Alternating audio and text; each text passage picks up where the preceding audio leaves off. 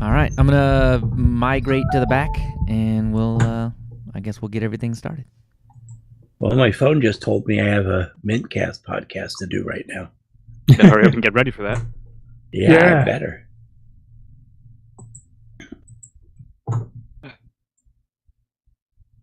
I'm going to turn my phone off. We do not need any fun little notifications going off while I'm on mic.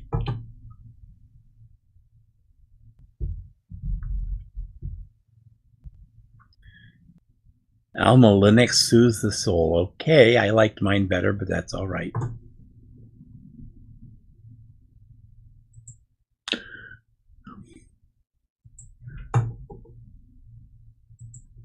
Now I've got the story of Alma in my head.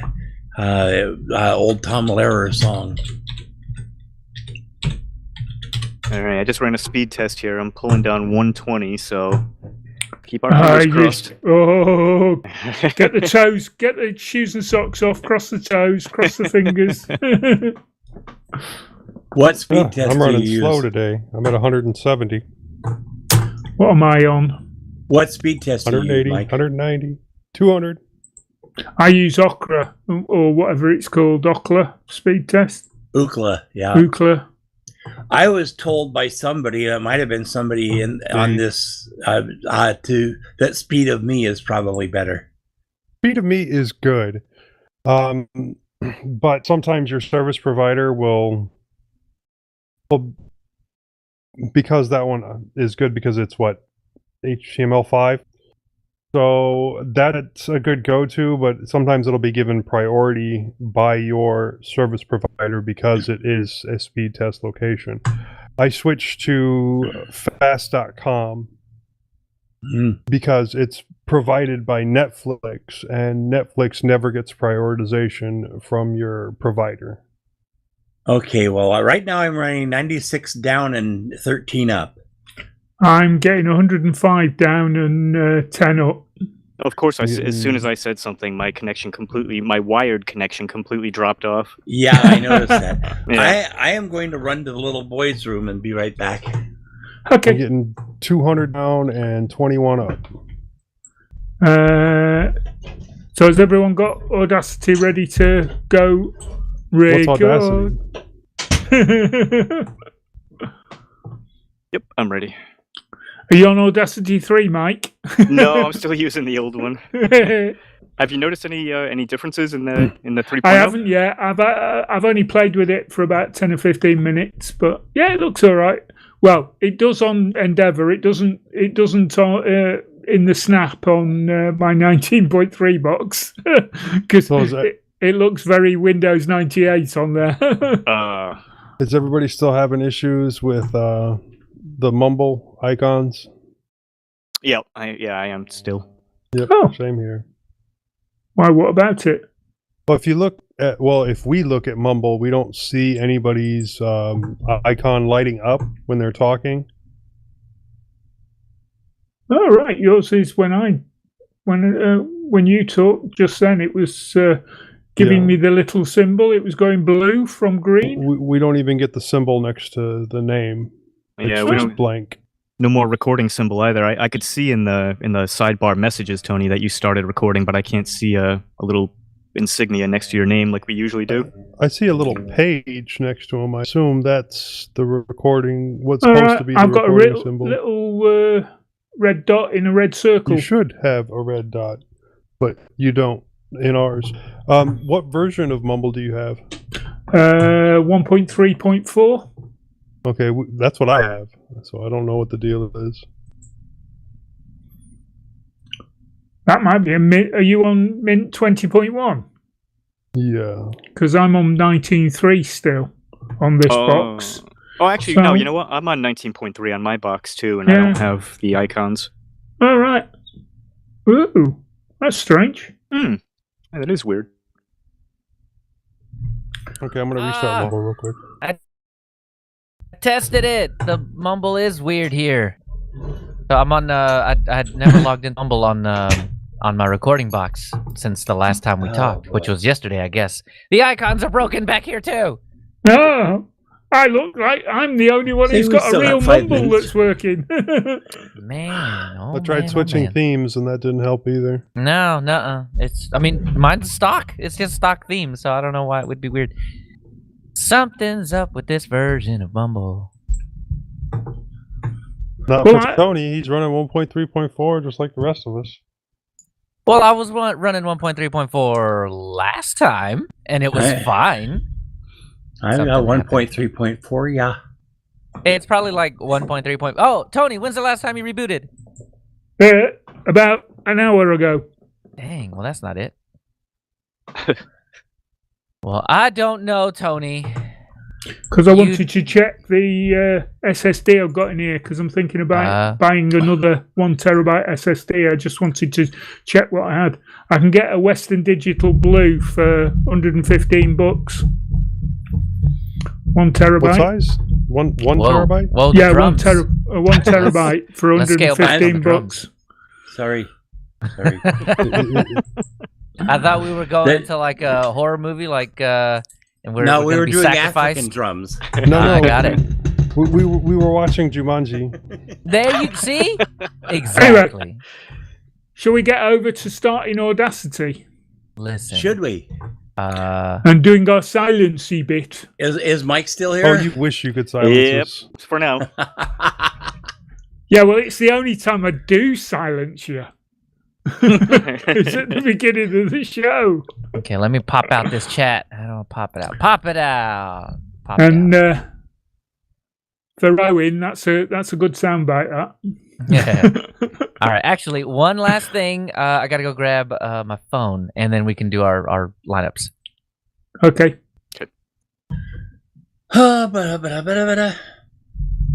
Yeah, I can't get that Alma song out of my head now. There was some famous socialite woman in the early 1900s that managed to marry 3 of the giants of whatever. I mean, the first one she married was Gustav Mahler. The first one she married was Mahler, whose buddies all knew him as Gustav. He took one look at her and hollered, "Ach, that is the woman I must have." But marriage to Alma was murder. He'd scream to the heavens above, "I'm writing das Lied von der Erde, and she only wants to make love." Alma, tell us, all modern women are jealous. You should have a statue in bronze for bagging Gustav and Walter and Franz.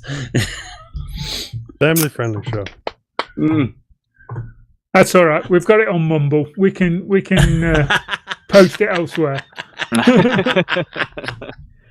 Okay. If everything goes well. Move So away from YouTube and go to OnlyFans. So 3, 2, 1, record 25 seconds of silence, and then we'll do our 3, 2, 1, 0. Hold on. Oh, Look, God. hey, let All it right, be now I'm known ready. I'm ready and Joe is not.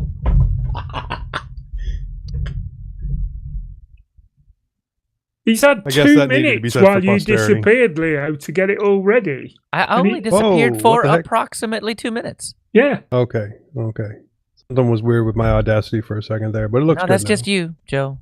No, You're no, weird. it's you. Well, Mm, that's well, true. that's I am always weird. true. Okay, don't matter who it is. Are we ready? We are. We can pretend. I am. Okay. 3, 2, 1, record.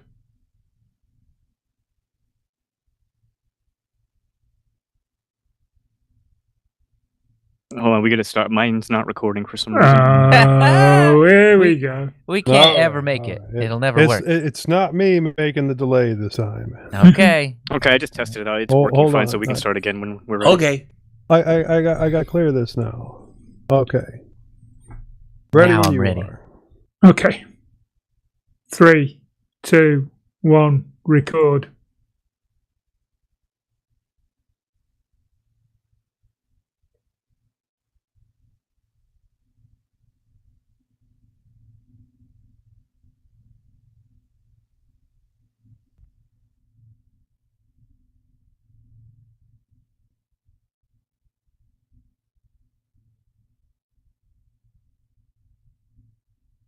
Yay! All right, I need you guys to know that my ambient noise in this room, negative 80 in this mic.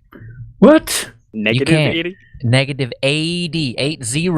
Beat that. Wow. I'm Beat it. at about negative 60. That's yeah, I'm still in the not bad. negative 60 range. Anything under 55 is acceptable to me because that's where my noise gate lives. Right. Oh, okay. Well, Some of my background noise bounces up to about 54 or so, but it seems to be staying around 60. Not bad. my undo record did not also undo time, but that's okay because we're still going to have the sync on 0. So Yeah. Well, Fuzzy but will Moss, fix it. Moss is a professional audio editor now, so he's a That's producer. what we heard. That's what we heard. Nobody paid me yet. Yeah, well, me Okay. either. Shall we do 3, 2, 1, 0? Yep. 3, 2, 1, 0. Zero. Not bad.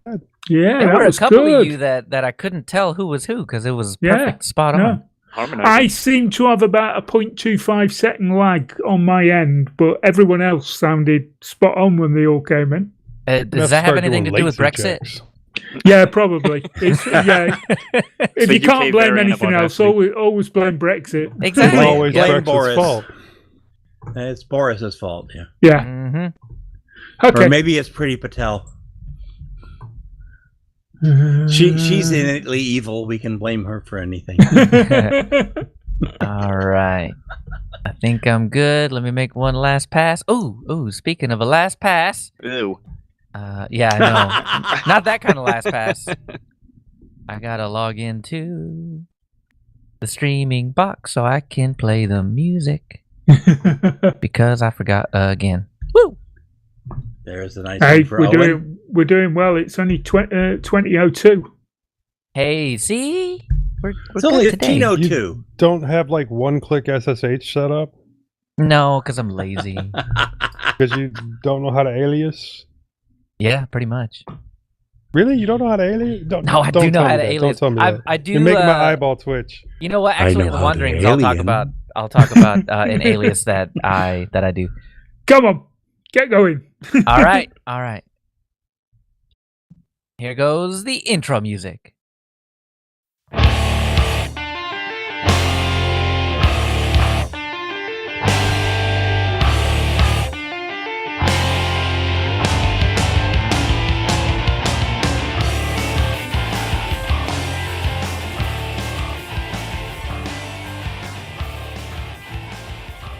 Welcome to mintCast, the podcast by the Linux Mint community for all users of Linux. This is episode 358. This is episode 358.5. Livestream information is at mintcast.org/livestream. We're in the mintcast channel in IRC at irc.spotchat.org. If you see something that you'd like to hear about, tell us. Send us email at mintcast@mintcast.org. Join us live on YouTube. Post at the mintcast subreddit. Chat with us on Telegram, Discord, Facebook, or post directly at mintcast.org. This is Leo, and with me today is Joe, Hello. Tony Hughes, Hi, guys. Moss, Hello there. and Mike. Hey. And we're recording on Sunday, April 4th, 2021. First up in our wanderings, I make a handoff. Joe repairs more stuff. Moss is in the news. Tony Hughes continues the challenge. And Mike the Builder makes a bike. I was going to go with Mike likes bikes, but yeah. You Missed never would that have made one. it through that. Then, in the news, Mint sends relief. Ventoy has a birthday. Jingpad gets closer. New docs man up. And Alma Linux soothes the soul. In security, your smartphone is spying on you. Facebook springs another leak, and we disclose our vulnerability. In our innard section, we cover GNOME 40 and try to keep it RMS free. And finally, the feedback and a couple suggestions.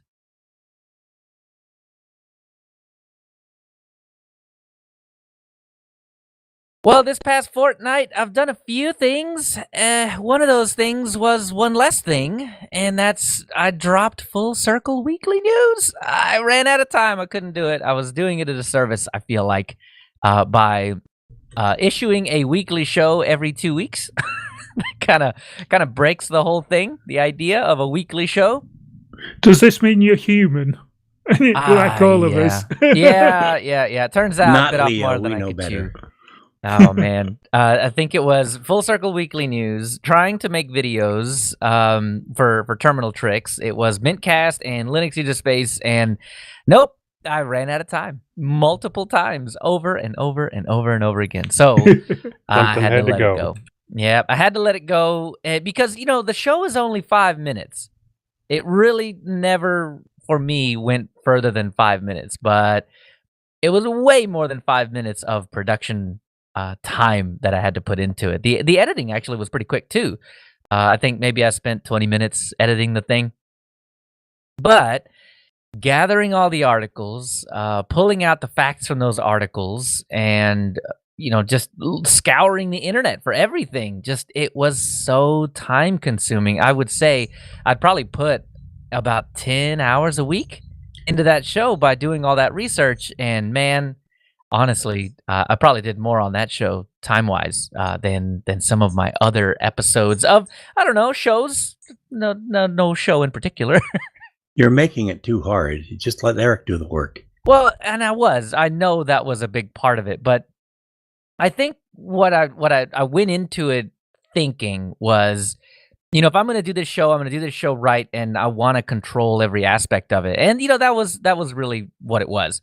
So yeah, I took it on myself. It was Sisyphus, man. I couldn't ever get that rock to the top of that mountain and feel like I had, finished, and that I think what it was is the moment I finished, I had to look to the next week, and there was no downtime.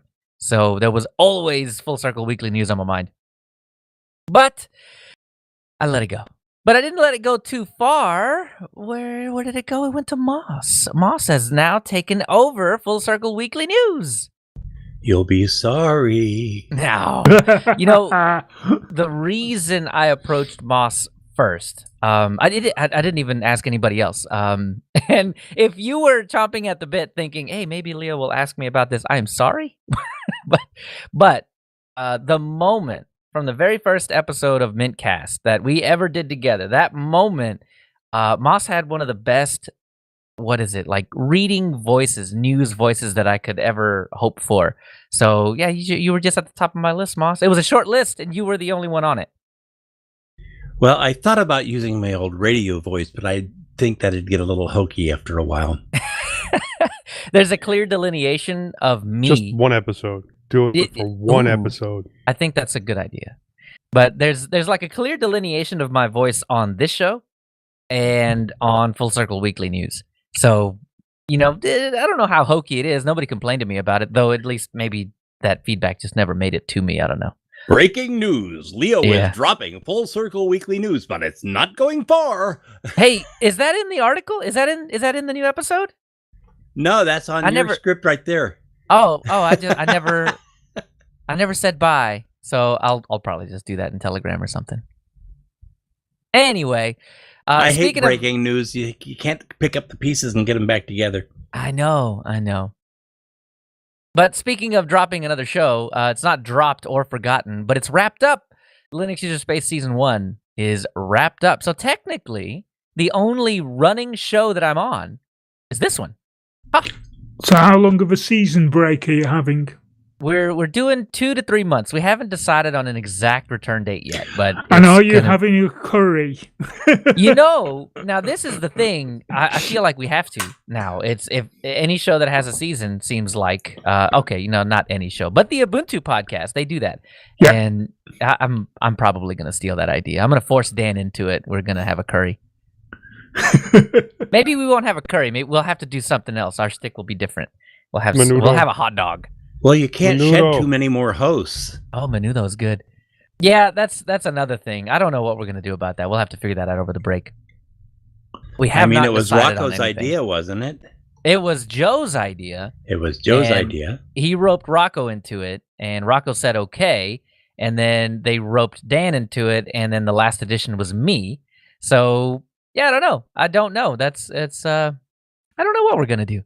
But I know Dan and I have decided that we're gonna keep going. So we're probably gonna find one or two more hosts and just forge ahead. I don't think we'll go for a high score of 7 or 8 like we do on this show, but it will be something. Well, we didn't aim for 7 or 8. We just lucked into it. Yeah, exactly. Well, I think what we're gonna do is is a hard cap of 4. I think so. Once we get 4, I don't think we'll go any higher. Are you doing videos when you do the show? Well, you know what? I'm not gonna spoil anything because live listeners will get it early, and there are Patreon rewards and stuff. So. Listen to the very beginning of the show because the very beginning of the show Oh no! I'm sorry. The very end of the show explains the answer to your question. The short answer is yes, but listen to the end of the show and you'll hear what exactly I'm talking about.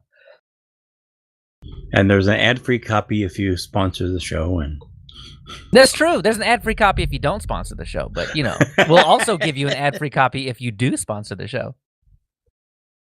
So, last couple of things is I've got this new pop filter. So, on my microphone, I've had a windscreen for the longest time, but I've been fighting sibilance, and you can fix it in post, but my ethos on microphone and recording and everything is get it right the first time so you don't have to muck with it in post.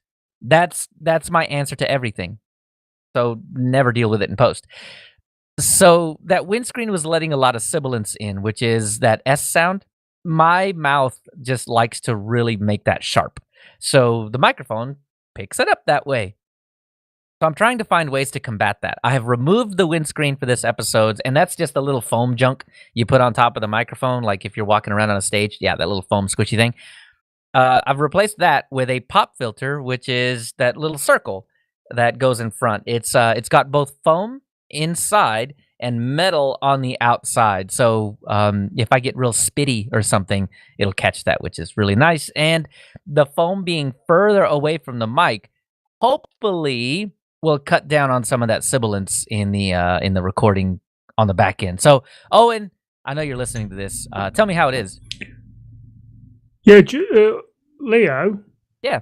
Just to say about noise gate not being installed by default in Audacity, I think that's correct in the current Audacity, but I think you'll find in 3.0 it's there. Oh my gosh. Okay, so let me get into that. That is, and yeah, I totally juked you, Tony. I did the last one first.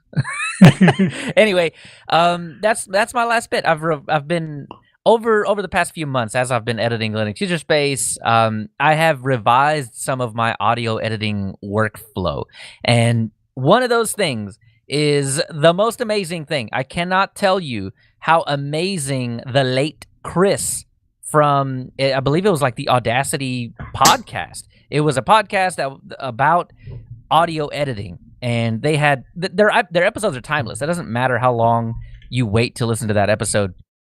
The episodes are timeless because the techniques are timeless. So go check out the Audacity podcast. It's amazing.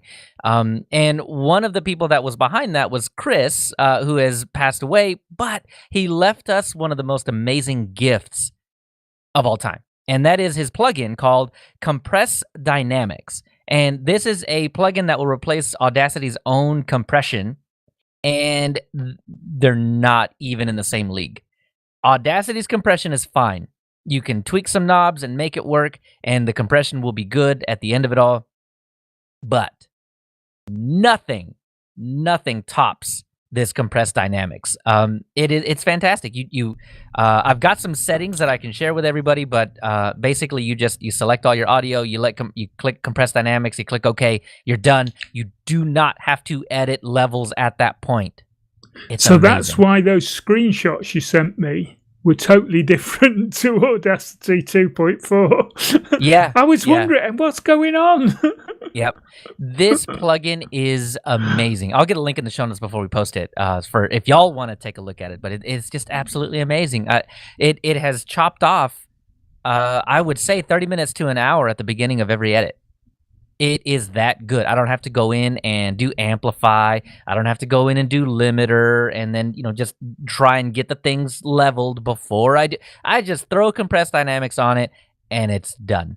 It is amazing. The only artifact that this plugin will introduce is at the end of speech. It will really compress that and make it louder. So if you're trailing off in your speech, it doesn't sound like it. It actually sounds like the opposite. It sounds like it will get louder at the end. So all I do is pick the last 2 to 3 seconds of the audio and do a fade out on it, and it sounds natural. So yeah, I mean, save me 30 minutes and cost me 10 seconds. Yeah, that's an equation I love to get the answer to. So the other thing that Tony was talking about was the noise gate. This is my other secret weapon. I don't go in and do much of audio suppression anymore. So like when you're not talking, I don't have to do a whole lot of turning you down or anything like that. The noise gate just does that for me. The only thing that I do have to go turn down is if you like kick your table or you sneeze or cough or something like that. Take big deep breaths, any of that. That's really all I have to do anymore outside of this. The noise gate chops off another 30 minutes of time. And I basically, anything under negative 55 dB, I just chop it off. Your breaths aren't even that silent. I'll catch those, and then I can leave them in or take them out or whatever at that point. You're going to have to do a Zoom tutorial with me so I can see all this working. Oh, yeah. It'll save your life, Tony. I'm happy to do it. I will show you. This stuff is amazing. All right, so I'll shut up now. Joe, what have you been up to? Well, quite a lot, really. I need to redo one of those 2 razors that I had done previously, and I need to reverse the connections on one of the one mores that I did. The razor, I guess I went a bit harsh with the soldering iron, and I'm going to need to replace the replacement 3.5 millimeter connector. But not too bad on those. I also disassembled a couple of mice with my new pine sil soldering iron. I really like it. The price is $25 for a really good working soldering iron that heats up super fast and is easily portable. I'm still looking for a stand that I like for it that I can use, while soldering to set it down. I think I found a 3D printable one that uses a paper clip as the front piece of the stand, and that should work. I took apart the mice for the switches so that I can use them to fix a couple of the other M570 mice that I have, so I don't have to keep buying more of them. The M570 seems to have a bit of a short half-life. I mean, sometimes you'll get them to last for a couple of years, and then sometimes you'll get them to last 6 months before one of the switches goes out. So I want to be able to replace those switches. Yeah, I've definitely noticed that when you wear out that left button, you just wear it out and there's nothing you can do unless you're good like you at soldering. I haven't done one before, so I'm hoping to get to do one. I got to find some of my ones that are messed up and then fix them and see how well it works. If you've got some and want to send them to me, please do. I've been sending them to other people just that never had seen one. Anyhow, yeah, we've got a house full of M570s here. Yeah, I've been using them for years, and I also got one of the jellycomb ones that I'm really liking. But anyways, moving on. I ordered and received the Dell Latitude 5290, which costs a little bit more than I wanted to pay for a tablet. But I have to say, it worked really well.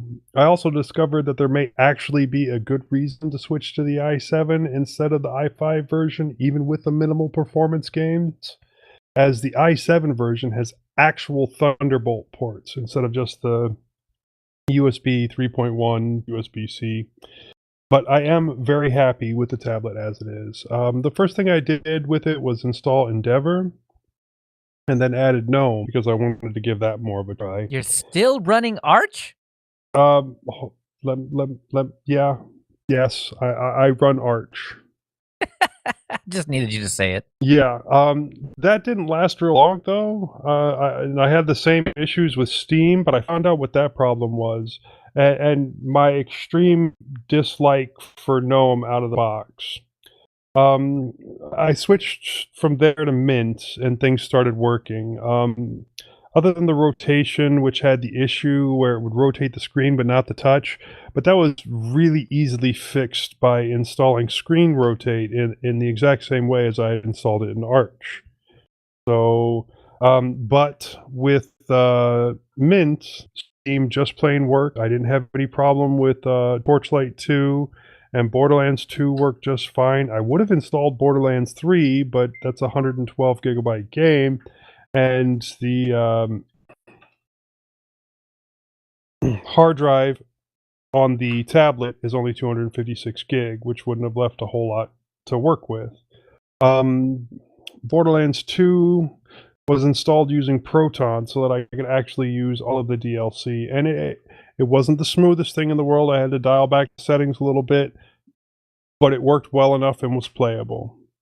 But I will say that Borderlands 2 sent the thing from 75% battery to shut down in like 20 minutes. But I haven't really finished putting the battery through all of its testing to see how good it is. So still, a tablet playing Borderlands, I think is pretty good. Now, did you buy this tablet new, Joe, or did you buy it used? No. No, I don't like buying new Windows tablets to try and put Linux on them. I like buying used Windows tablets and putting Linux on them, the ones that are a little bit older that, you know, people have had time to write all the drivers for. Mm-hmm. But this one, I wasn't able to get the cameras working, neither of them front and back on Arch or Mint, and that's because there just plain isn't any drivers written for it whatsoever.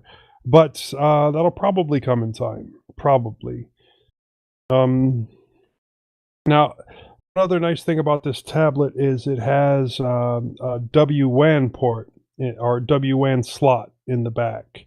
And so I've tried ordering 128 gigabyte SSD for it, but I've messed it up 3 times now. First time is because it says right on the port that it's a 2230. So I ordered a 2230, but that didn't fit. You actually need a 2242. Yep. Right. So I ordered the 2242, and the one I ordered was supposed to be a B plus M, but it showed up and it was only a B. And, you know, despite the sticker on the front saying B plus M, it's obviously only a B when it has only the one slot on the one side. And it didn't match the picture, so I don't know about that. And then I ordered one that was the right size and B plus M, fits in the slot. The problem is it's NGFF, and I needed NVMe. So that's the thing. A lot of those slots, and my ThinkPad is included, it's got to be in GFF. It's got to be that old SATA style M.2 at 2242. Yeah, most of them are NGFF. I mean, even some of my older tablets use the NGFF 2260. So that's why I ordered an NGFF. But it turns out this one needs an NVMe. How weird. Yeah, super weird. And so I've also ended up ordering a bunch of adapters to turn these all into USB drives. Because it's not, you know, the people I ordered from, it's not their fault that I ordered the wrong stuff. And these 128 gig drives only cost me like $15 each. I don't really have a whole lot to complain about. True that. I did put a 64 gigabyte micro SD into it, but I really want that faster M.2 drive for either games or just for storage or for a second operating system. But I think, just, you know, get a much larger main drive, the 2280. I don't think I can put a terabyte in there, but I can upgrade from a 256 to a 512 easy enough. Now, I did try to install Garuda Linux to an external drive using those adapters that I was talking about to test it out on my tablet. But after multiple tries with issues caused by the drives and the first adapters that I got to turn it to USB kind of sucking, I gave up on the idea of running Garuda from external media, and I wiped out Mint and put in Garuda bare bones. Now, I have to say, for Arch, it is an extremely robust version and takes most of the work out of Arch. Updating that initial install, it gives you this, click menu where you can just click through and pick install Steam, Mumble, Discord, Telegram. Most of the stuff you're going to want, you can just install from there, including you could switch from Pulse to ALSA to Jack if you wanted to. I also found that the game that I was using as a test case in Arch that was not working in Steam and Endeavor was also not working in Garuda. But the reason is because it's a 32-bit game, and there's an issue with the 32-bit libraries needing to be pointed to. So I should also mention that I installed the GNOME version of Garuda and upgraded that to the GNOME 40 version, but I'll get to that in the innards section. And then yesterday, I picked up a large volume of Broken Electronics for a pretty decent price. Lots of Bluetooth and wired headphones that need some work. I saw this picture. It's insane, the amount of stuff that you just picked up. Like 40, 60 headphones and some Bluetooth speakers and some, there's actually some wireless microphones in there that I don't know if I'm going to end up testing out. A couple of projectors. But anyways, just lots and lots of stuff for me to work on. Lots and lots of fixes for me to do. I've already got a couple working. My current favorite is the Razer Nari Ultimate that I'm wearing right now. I was able to pair it up to the USB, and it's working really good. But some of the other highlights are two DT770s. One of them in perfect condition. One of them needing a little bit of work. Yeah, perfect condition. Those are amazing headphones. Yeah, and honestly, I'm going to sell the one that's in perfect condition and 3D print some stuff for the other one, and it's going to make up most of my money that I spent. Right. Plus, I mean, you're going to get more than $100 for that DT770. That's awesome. Yeah. Yeah, and then I have several Shure SE 215s and 315s, and several Audio-Technica M30s, M40s, and M50s. And M50s. I'm using M50s now. They're amazing. Now, the problem with the M50s is the problem that always comes up with the M50s, and the little tab broke on the hinge. So I have to find a way to fix that. I've seen a couple of suggestions, including a 3D print, but I think I'm going to go with the bolt method. But here's the real solution. Don't throw your headphones. I'm not the one that threw them. No, just anybody listening, you got a pair of M50s. Don't throw them, and they'll be fine. It's an expensive pair of headphones to be tossing around like junk. But anyways, that's all I got for now. Expect to hear more about that. Moss, what have you been up to? Well, in a surprise development, I got a message in Telegram from Ronnie Tucker congratulating me as the new voice of Full Circle Weekly News podcast. Was it really that surprising, Moss? It was. He didn't write me. He said, "I hear you're interested in this. Are you still interested in it?" He just said, "Congratulations." Yeah, and I didn't want to presume too much, so I was like, I've got somebody in mind to take over for me, and with your blessing, I can get him up to speed. And he just took it. Nope, Moss is the guy now. Thank you, Leo. I have big shoes to fill, but I hope to fill them weekly. See, now that's the catch right there. Weekly. I think Moss, you're gonna do amazing. And honestly, those shoes are not that big. I couldn't even do it weekly. So yeah. But you did it. For I would say more often than I did not. How long did you have that show, Leo? I picked it up in April-ish 2 years ago. So yeah, about 2019, April 2019 or so. Maybe that my brain might be remembering that wrong, but I think so. Okay. Well, I had some problems for a week or so with Linux Mint 20.1. The system was locking up, or sometimes just the mouse buttons stopped working. A number of other people reported similar issues on the Linux Mint group on MeWe, but nothing made it to the Mint forum. After a couple of more updates, including a kernel update and 2 systemd updates, my machines are working fine. The Z800 was locking up when things get plugged into the top USB port on the front of the machine, but I think this has been resolved by magic. The Fellows keyboard I bought her on eBay proved to not work, so we went to Voldemort and got her a Logitech keyboard. That's always the right choice. I've had Fellows keyboards before, and there are cheap keyboards, and then there's Fellows. No, I didn't. I've like had them my ever. Fellows for like 5 years, and it replaced a couple of Microsofts that kept breaking. Wow. Okay. I've just never had good luck with them, so I just wrote Well, them. I wrote this them totally one, off. it worked, but in some programs on the 10 keypad, the 0258 and / key were not registering.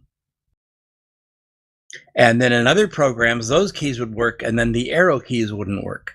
I gotcha. I see. I thought we were talking Anyhow. about Harry Potter for a sec, because you mentioned magic, and then you said you went shopping at Voldemort's. Voldemort. Voldemort, the store which must not be named. Yes. I plugged Suzanne's Fellows keyboard into my computer to test it and proved it really was not working. But in doing so, I broke off the headphone jack on my nice old cost headphones. See, right Fellows off altogether. It ruined everything. I thought that was all, but when I plugged my other headset into the jack to do Distro Hoppers Digest episode 21 on Wednesday, I found I could not hear anyone. Tony Hughes reminded me I had a USB sound card on my Raspberry Pi 4, and I used it and continue to do so now. I should get a second identical card in the mail in the next couple of days. I have my uses. Yep, perfect. Okay, Tony, Dale, and I recorded Distro Hoppers Digest episode 21. It is out now, following our record-breaking episode 20, which exceeded 800 downloads. Yay! Woohoo. I think we're at 809 right now. I forgot to write that down. We had a great time as usual and covered Magia, Debian Unstable, Endeavor, and others. I'm already working on episode 22. Oh, there it is. I did write it down. Episode 20 is at 818 downloads as of yesterday. 831 as of now. Oh, my. I'm not going to go look it up to cross-check you. I'll believe you. It's time to get your votes in on Distro Madness Elite 8. Voting will close this Friday before moving on to the semifinals. Surprise, most of my readers come from mintCast listeners, so all 4 versions of Mint are favored to make the final 4. But can Solus sneak in? So what about you, Tony? Ooh, someone's very crackly. Who? I don't know. It might be you, Moss. Oh no, I can't crackle. Maybe you can snap. If I start crackling, I explode. Anyway. Okay, so I've been putting in lots of walking. Last Monday, I did another big walk, did 12.5 miles with my wife and a friend, and we walked up the northwards from Blackpool, South Blackpool to Fleetwood, which is north of us, along the prom. I'm regularly doing 5+ miles a day now. It's getting quite. Aren't you a little old for the prom, Tony? Yeah, probably. Yeah, and I already had a girl on my arm, so I was all right. This reminds me of that song, and I would walk 5,000 miles, right? Whatever that is. That's it, man. You're actually the song. That's you. That's They wrote that about 500 you. Well, miles, but okay. I'm aiming for There you go. 360 to start with, because that's Oh. the current challenge is walk 360 miles from south of, virtually, of course, from the south of Ireland all the way to the northern tip of Ireland. Wow. And that's huge. I'm 150 miles in as of today. Wow. So I'm doing all right. And as Moss said, we in between all the walking, I did manage to help record a new episode of Distro Hoppers, which we did last Wednesday, and I managed to get it edited, and after a few little tips from Moss, managed to get it posted by Friday. So all's well with the world. And like I just said, I just checked on archive.org, and we were up to 831 for episode 20. So that's amazing. Yeah, we're old enough to drink now. Episode 21. Yeah. And yesterday, during the pre-show chat, Mike helped me get Audacity 3 installed on Endeavour. I've not had a massive chance to play with it yet, but I did play with the Snap version on my main box, and I managed to open a normal AUP file and get that installed and save it to the new AUP3 format. So all that works. I didn't try bringing it back in to see whether it still played, but I'll have a go with that at another time. I'm still getting permission issues with Snap though, and the only drive it'll see is the one installed in the OS. It won't see any of the other drives in Audacity.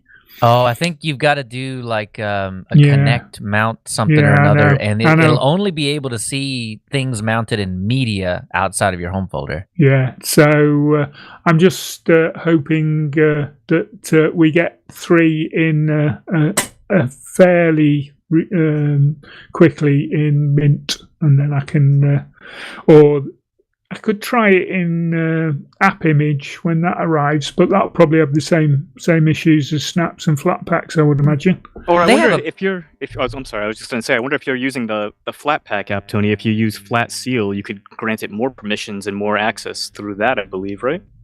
Probably, yeah. And they have a PPA, so if you would just rather it be a deb, basically. There is a PPA out there. I don't know if it's up to Audacity 3 yet. I would assume it is. But, yeah, that's probably what I'll do then. When it becomes distribution release, I'll install it as PPA. But that's about it with me. So, Mike, what have you been doing?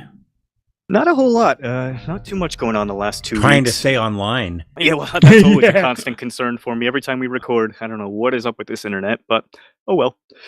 Last Sunday, Josh and I spent about 2 hours or so going back and forth with each other, trying to convince each other to sign up for the Proton suite, so the Proton Mail, VPN, and all that. Ultimately, we ended up deciding to do it, kind of like a suicide pact almost, but we both pulled the trigger on the 2-year plan for everything, so it gives us the beta access for the Proton Drive, which is really cool. It's a privacy pact. It's privacy. You just did like a privacy high five. That's what it was. So the VPN works very, very well. If you're comfortable with a little bit of light command line usage, it works perfect. The only issue that I really had at the beginning is that the number one, it doesn't start up automatically, so you have to either manually start it every time you reboot, or you can just simply add a little startup script, and works fine that way. Another issue that I was having at first was that if you had the kill switch enabled, for some reason the kill switch would try to connect before the actual VPN would try to connect when you rebooted. So in effect, it would essentially block your internet even from connecting to Proton servers until you went in and disabled the kill switch and then turned off the VPN and reconnected. I was able to work that out with just a simple systemd script, and I can add that to the show notes later on for anybody else who may be struggling with that. Yeah. The Proton Drive is right now, it's still in beta, so it's still pretty bare bones in its current form, but it works perfectly. Spent about a half hour or so just doing some testing, uploading files, downloading them, sharing links. Everything works exactly as you'd expect it to. And Proton Mail is mail. If you're not familiar with that, it's a very good product in and of itself. So I know Josh isn't here to talk about his experience with it, but I know he was having some issues at first. But I think the issues that he was having is just because he accidentally installed the old community edition of Proton VPN, and I pointed him towards the official repository for that, and I think he's doing well with it now since. Aside from Proton, I've also been messing around with Unix. So Unix is an operating system that's been designed to help protect your privacy and anonymity by forcing all connections through the Tor network. Unix is set up on two virtual machines. So one runs what's called a gateway, and that's the one that actually has the internet connection that runs everything through Tor. And then the other virtual machine it sets up is the workstation. The workstation actually has that's where you do all of your work, obviously, but the workstation actually doesn't have a connection to the internet at all. The workstation only connects to the gateway, and then, like I said, the gateway connects through the Tor network. So everything's completely protected in there. DNS leaks are blocked and impossible because of that. I like it a lot. It's similar in a lot of ways to Tails, obviously without the amnesiac portion of it, but in design, it's very similar. The only downside to it, because I had tried using Hunix in the past, and the one negative aspect to it is that you're running two virtual machines, so you do need a bit of RAM on your machine in order to be able to run it comfortably. But with the XPS, I have 16 gigabytes now, so I just devoted 4 gigabytes to each VM, and it works great. So I've been trying to harden that and kind of get used to that. So I'll probably have more to report on that in the next episode. Now, outside of the Linux world, I've been wanting to buy a bicycle lately.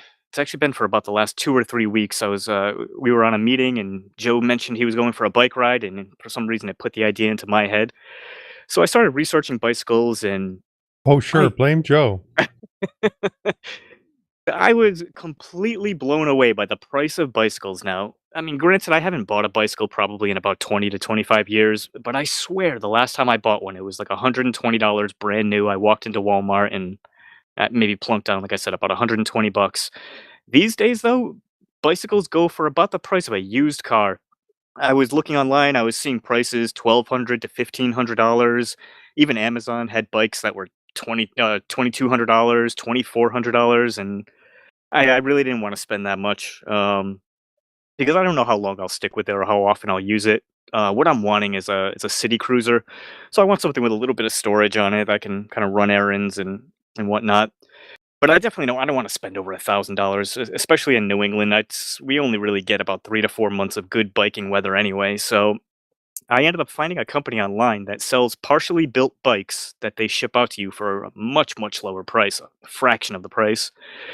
So when you get the bike, it comes about, I believe, 65% completed, they say. And so you can just use some household tools and a little instructional video. And supposedly, hopefully, you have a 100% finished bike at the end. I'm a little bit worried about that because I'm not particularly mechanically inclined. I've never built a bicycle before or really anything. It's easy, Mike. I worked really for Habitat for Humanity for about a year, rebuilding the donated bikes and putting them out on the floor for sale. There's nothing to it. Well, we'll see. So I'm supposed to get it in this coming Thursday, and I don't know. It may wind up that you or Joe get an unexpected package in the mail along with a letter saying, "Please finish this for me." So we'll see. And then what? You Ship oughta it back? Yeah, exactly. I'll pay the shipping. Don't worry. Need to check into the bike tires from Mars. I just saw those announced today. Did not have time to get them into the show notes. It's actually a metal mesh bicycle tire. Well, they're turning them into bicycle tires to be released next year. They don't have air in them. They don't have rubber in them. They don't wear out. And they just conform to whatever you're going over and then rebound to their original shape.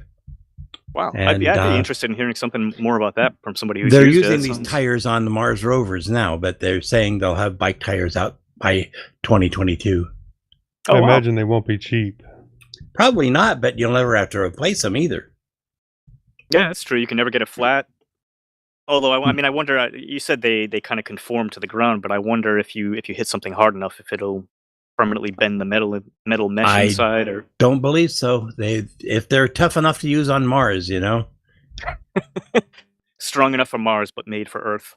That sounds like a secret commercial.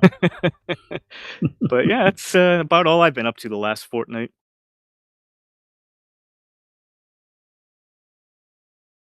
Well, all right, then that'll do it for that section. Yeah, that's what I meant. So let's head down to the news.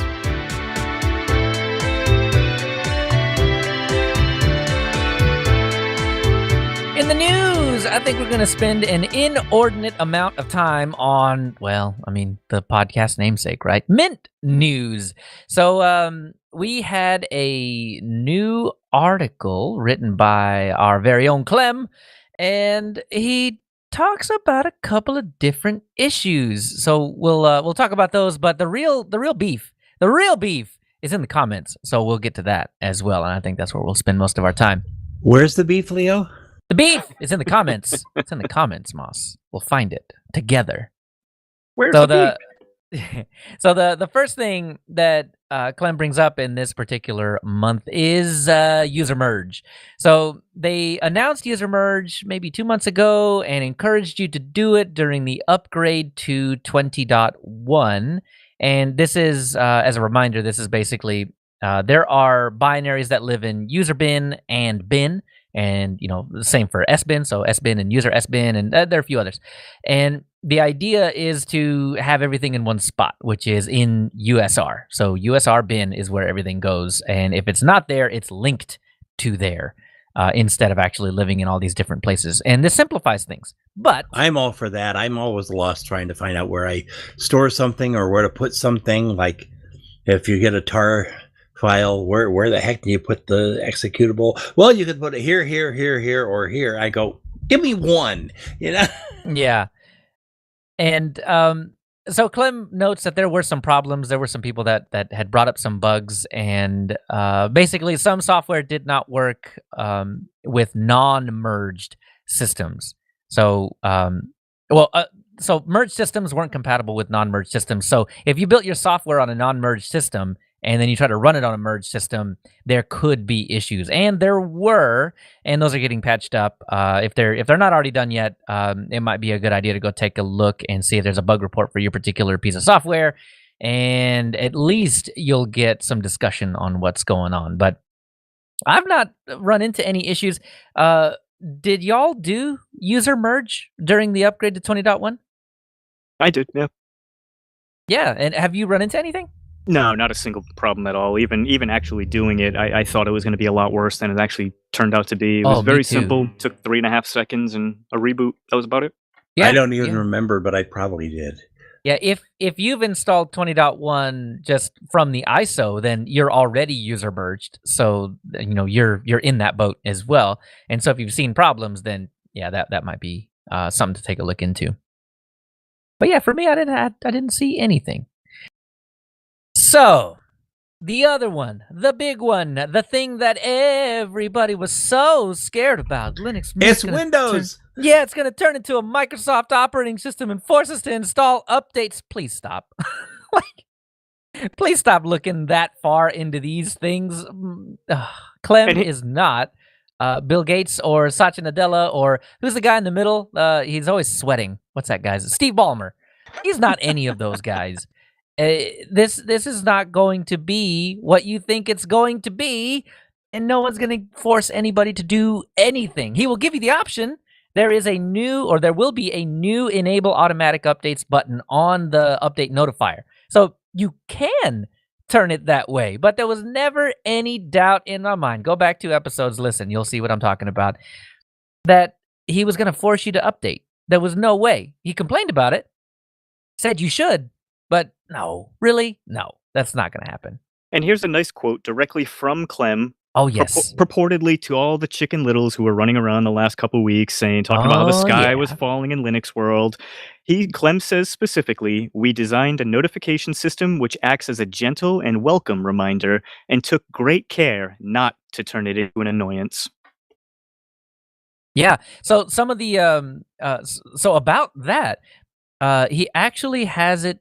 Let me see, where does it say? Here we go. By default, Update Manager shows a notification if a particular update has been available for more than 7 logged in days or 15 calendar days. Okay, so he actually goes into the comments, and here's where the beef is, right? 7 logged in days is quite literally 7 days that your computer is logged in. So if you log in for 1 day, log out for another day, and log in for 1 day, that's 2 days. 2 logged in days. So yeah, if you do 7 logged in days before the 15 calendar day threshold, then you'll get a notification. Otherwise, you'll get it on that 15th calendar day. So this is it's hardly a nag. it's not even into nag levels at this point, I think. So we'll be I think we'll be just fine. You can handle getting an update on your updates once or twice a month. I think that is more than fair because of the issue of people never updating. You got to update. You got to actually update. Otherwise, there are risks. You are running risks. But again, there are people out there that want to run that risk or don't care about that risk. So I mean, you do you. Clem's going to let you do you. There's no forcing involved. But yeah, just come on. Come on. It gets even better, though, because the notification system has a grace period where if you've installed any updates in any way in the last 30 days, it's not going to notify you. So and that means whether you've installed them through Update Manager, whether you opened up your terminal and did sudo apt upgrade, or even through Synaptic Package Manager, any way that you've installed updates is gonna basically give you a grace period where the system's not going to bother you to get the other ones that you did not install. That's fantastic. So if you're a responsible Chicken Little, then you'll never ever see this ever. And yeah, you can customize it as well. So I mean, if you don't like the 7 logged in days, 15 calendar days, you can change it. Change it to, I think it's you can go all the way up to 90 days. I really don't recommend that, but you could if you really wanted to. Or you can turn it off altogether and never be bothered. That's it, exactly. So if you can't handle being nagged twice a month by default, then yeah, you could just go turn them off. I don't recommend you turn them off, but go turn them off. So that's the thing, right? Clem has said multiple times, and at this point, you have no choice but to believe him that it's your computer, not his. He will never, or the team will never put anything in there to force you to do anything that you don't want to do. He didn't even force you to do user merge, and it's a good thing to do. So, yeah, you're going to be okay. For anybody that's listening to this that might turn around and go write an article about how Linux Mint is going to blow up the entire Linux community, then maybe not. maybe temper it a little bit, because it's never as bad as anybody makes it out to be. Well, now I feel bad for the bloggers because we just took away all their ammunition for article views. This is true. I don't think this won't stop them. Exactly. Don't worry. That's exactly what I was going to say. Yeah, no one's going to stop anybody. So I think this is fantastic. Good. It's good to know. It's good to know that you have updates and you need to do them, especially if you're a forgetful person like I am. So yeah, it's good. So a few other things. So like I said, the real beef is in the comments, and I think we learned more about the future of Mint in the comments than we did in this particular blog post. So I've got a laundry list here of questions that I have heard out in the wild. And I mean, Clem lays the hammer down right here. So Clem on the release for these changes. He says, this is planned for Mint 20.2, but it could also be backported. We have a journalistic Slack, which we're in, I think. We can send you an invite if you contact us by email. So, I mean, basically, if you want these updates, you can go in there and he'll give you these updates. You can ask these questions and all that kind of stuff. Clem noted in the comments that the flat pack, or that flat pack will also be controllable through the update manager. That is fantastic. If you don't want your flat packs to update on boot, which is the default in Linux Mint, or on login, I guess it would be login, then that is also coming to a update manager near you soon enough. On Flatpak again, though, he does note, somebody asked him, 1.6.5 is no longer supported. It's really, really old and crusty, and it's, there's some features that are really fantastic that Linux Mint folks are not getting a hold of right now. And he said a more current one is on the roadmap. So, Flatpak is getting an update one of these days. Hang tight. For me, on my desktop, I wanted to test out the new features, so I just installed the PPA for Flatpak. So, I mean, you can get around it, but yeah, he will issue you an update one of these days. So the question was about Wayland and GTK4. Where is that in the plans? And Clem said, there are no plans to move to GTK4 right now, but like anything new, this is something we have an interest in, and so we're keeping an eye on it. Regarding Wayland, I have no news. We're investigating the idea of making the latest Cinnamon work with Mutter. There are many pros and cons associated with that. It's not directly related to Wayland, but it could help getting closer. So It's on the roadmap too, but I wouldn't expect GTK4 or Wayland anytime soon. I wouldn't even count on it for Linux Mint 21. So if there are things that you need for Wayland, I mean, you could try and install it and see what happens, but I don't think Cinnamon's going to work very well until they do that mutter work Clem mentioned. Josh and I what are about expecting the other flavors? Oh, we'll get to that. I mean, so, Wayland might work better with Mate, maybe, is what I'm saying. I see what you're saying. He didn't comment on that, so I can't speak for him. But hey, you know what? That's a good idea for that journalistic channel, right? Maybe we should go to ask. You mean the Media Slack? Yeah, that one. That's the same. Yeah, that one. So, a question that I've heard over and over and over and over again, or maybe not so much a question, but more of a wish. Bring KDE Plasma back, or what about these other awesome desktop environments that are really fantastic and should totally be in Linux Mint? Clem says, not at the moment. We're very happy with the Cinnamon Mate XFCE trio. And then lastly, another question I saw and that was in the comments was, when is LMDE going to get user merge? Or when should we do user merge on LMDE? Clem writes, although we're likely to move to a merged system in LMDE 5, in LMDE 4 you don't need to merge your system. First, our build environment for LMDE is not merged, and that goes back to the bug that we were talking about before. Don't merge it if everything is built on a non-merged system. And he says, second, Debian has been aware of this issue and actively fixed it in their repos. The Ubuntu version of Plymouth produces unreproducible builds. The Debian version does not. Debian detected this issue and already patched it. So if any of those questions have been on your mind, I'm glad Clem could answer it for you and that we could amplify that. See, I told you we were going to spend some more time on it today, and we did. All right, so let's move on. The Londoner reminds us that Ventoy 1.0.00 was released on April 5th in 2020. So, as we're recording this, there are just a few hours left before it's Ventoy's birthday. Yay! Everybody still using Ventoy? You still using it on a daily? Oh, yeah. Yeah, I've actually I still not ever use used it. Yeah. Distro hoppers can't live without it. Mike, just disconnect now. It's over. I mean, don't worry, my internet will take care of that on its own. That's very true. No, I've only ever used multi-boot on the Windows end, but Yeah. I never tried Ventoy. Ventoy works easier on Windows than it does on Linux. So Actually, yeah, that's very true. Oh, really? It is totally worth sacrificing a USB key to, and you realize very quickly that you're not even sacrificing it because all of the area in your flash drive is still writable and usable, and you can use it to move files back and forth just like you would with a flash drive, but you get the added benefit of it's also a bootable USB that will run just about any ISO that you throw at it. So it's totally worth sacrificing 200 megs on that stick. Oh yeah, they and I said have they're so up to many sticks. 95% of testing all distros listed on DistroWatch. How do you even do that? Oh, that's so much time. So much time.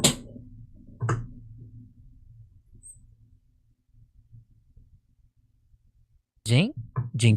What is this? Jing OS released version 0.8 to the public with a lot of new features and further announced they were starting a crowdfunding campaign for the JingPad A1, which they're calling the world's first consumer-level Linux tablet. Hold on, is that true? They want to make a Linux tablet that looks and runs like an iPad but is running Linux. Oh, okay, hold on. Okay, they said some nice words, but I don't know. Okay, hold on. Is that even true? It is. The first consumer... Yes. I thought there was a Pine Tab. Pine Tab is not a consumer-level Linux tablet. Oh, it's an experimental tablet. Okay. I see what you did, JingPad. Okay, I'll give it to you. Jing OS is intended to be a full Linux experience for tablet computers, but with an interface that could be mistaken easily for iPad OS. They're going that way with it. They're designing a product with a 2K plus screen, Gorilla Glass front and back, 4:3 screen ratio, and premium components with a pen and a keyboard both available. Check, and check. Cool. Wow. They have Discord, Telegram, Facebook, and other forums to get involved in. It should be pointed out that they got this announcement in under the wire on March 31st. There were murmurings about it being a joke. Ooh, yeah, sneaky. It honestly, in some parts of the world, it it was probably already April 1st. So those of you in Australia, yeah. Well, they were in wasn't Hong a joke. Kong, remember? So. Oh, true. So it's very close. Okay. Anyhow, you really need to check it out. It really looks cool. They're going to start the crowdfunding campaign in June.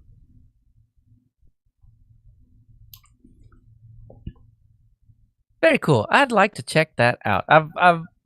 I looked at the Pine Tab. I mean, tablets aren't really my thing, but they are very useful. So I did consider a Pine Tab for a little while. You know, because I'm thinking like I would like a little thing that I could use to follow along on chats, telegrams, discords, things like that, and just have them all in one spot that isn't my phone. Mostly because I enjoy my battery life, and when all those chats are plinging all the time, the battery life kind of goes away. Oh, the problem with tablets is mostly that you have the high-end tablets that are $800 to $1,000, Ugh. and then you've got the $100 to $150 tablets that don't work. Yeah, and there's hardly an in-between. Well, the in-between is called the Fire tablet. Not going to add in my arguments on that. Yeah, and I don't want to have to hack it. I do have a Duo Go tablet that is running a hacked version of Android 9. It's still running a kernel 3 dot something, but it works a lot better than the other $100 or less tablets, but it's still a $100 or less tablet. And the Jing Tab or Jing Pad, they're talking about having it being a real tablet for maybe $500 or $600.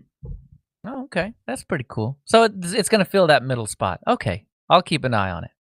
Well, they think it's going to fill the top spot just at the middle spot price. We'll find out. I'm excited to see it.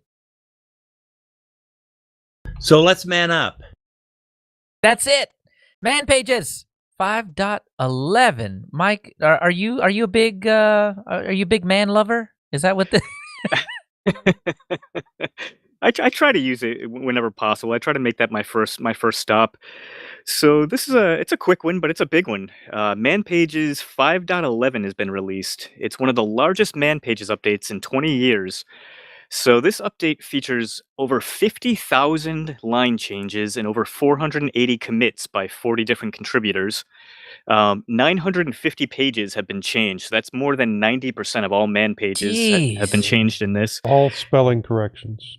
Probably. So this release does feature spelling corrections, various patches and bug fixes. And that came out about a week ago, so that's available now.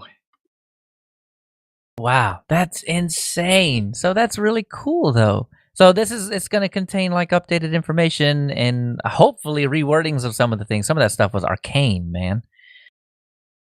Wow, very cool. Very, very cool. And the last little bit is Alma Linux, the soul of Linux, is official. There's a conversion script out there that will convert you from CentOS 8 to Alma Linux 8. And yeah, so it's nice to know that this is out there. And if you are a CentOS refugee or soon will be, this is an option for you. So more than the news itself, I was curious.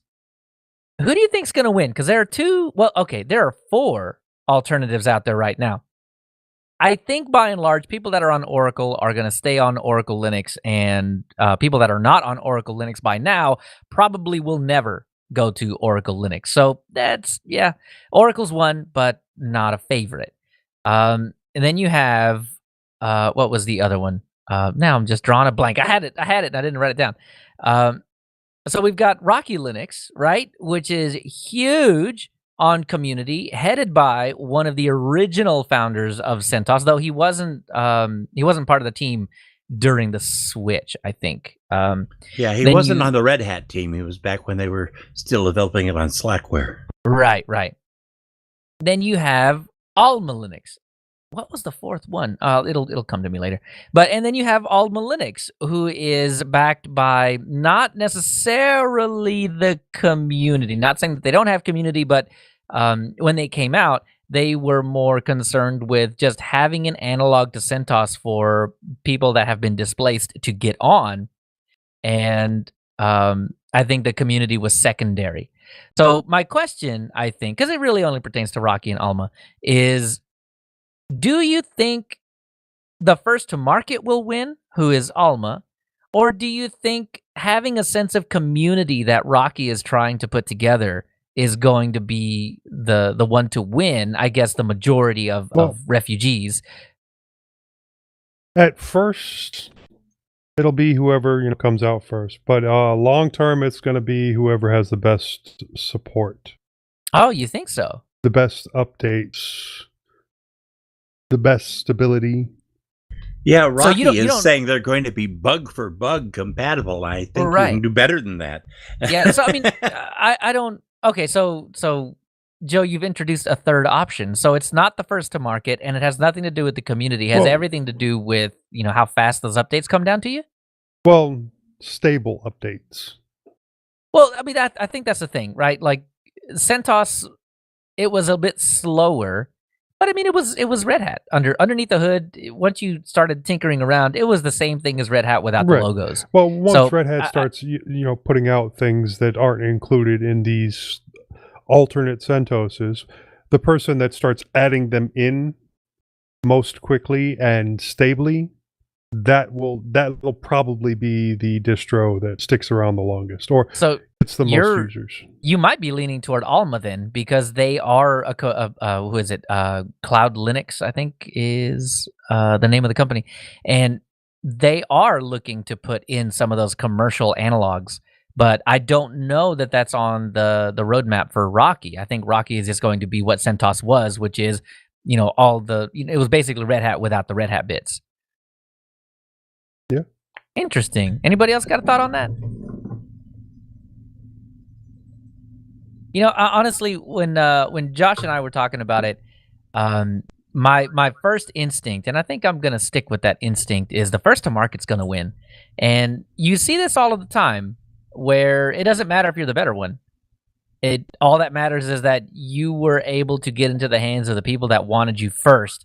And when people make a decision like that, especially one that is as big as we're migrating all of our servers to something, or at least testing it, I think you stick with what you know. And even though Rocky won't be that different from Alma, I think Alma might be pulling ahead because of this.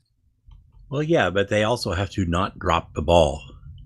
Well, Alma has separated out Alma Linux, created a foundation, and will endow that foundation with $1 million every single year. So, dropping the ball is going to be a whole lot harder when you have $1 million to spend than Rocky, who I think is only working off of donations at this time. Moss brings up a good point, though. If you're the first to market, you really don't want to be the first to market with garbage, because then that can stain your reputation. Right. Even thereafter. I mean, people 6 months a year, because people still mention now, whenever you bring up privacy distros or insecure distros, people still to this day will bring up how Ubuntu had the Amazon search link back in the day. Oh, and that yeah. was years ago. So even people that, still remember that. yeah, even that, they still have that stain on them from 5, 6, 7 years ago, something like that. So it could be a double-edged sword coming first to market. Yeah, absolutely. So, I mean, their beta went fairly well. So now, the first real version of Alma is out there. I guess in the next month or so, probably by the next episode, we'll have a good idea of whether or not they drop the ball or they're able to run with it. Anyway, food for thought. So Leo? that'll do it. Oh yeah. What? Before you do that'll do it and move on to security. Can Well, we that'll do it. We're going to move on to. can we do a quick 3, 2, 1, 0? Because my Audacity stopped and I had to restart it. What have you done? Yeah. I know. 3, 2, 1, 0. Zero. Over to I you. was a little slow hitting the button. Sorry. Note that time, 109, in the recording. 109:30 seconds in the recording, so we can tell Owen about it. All right. So that'll do it. Let's move on to the security update.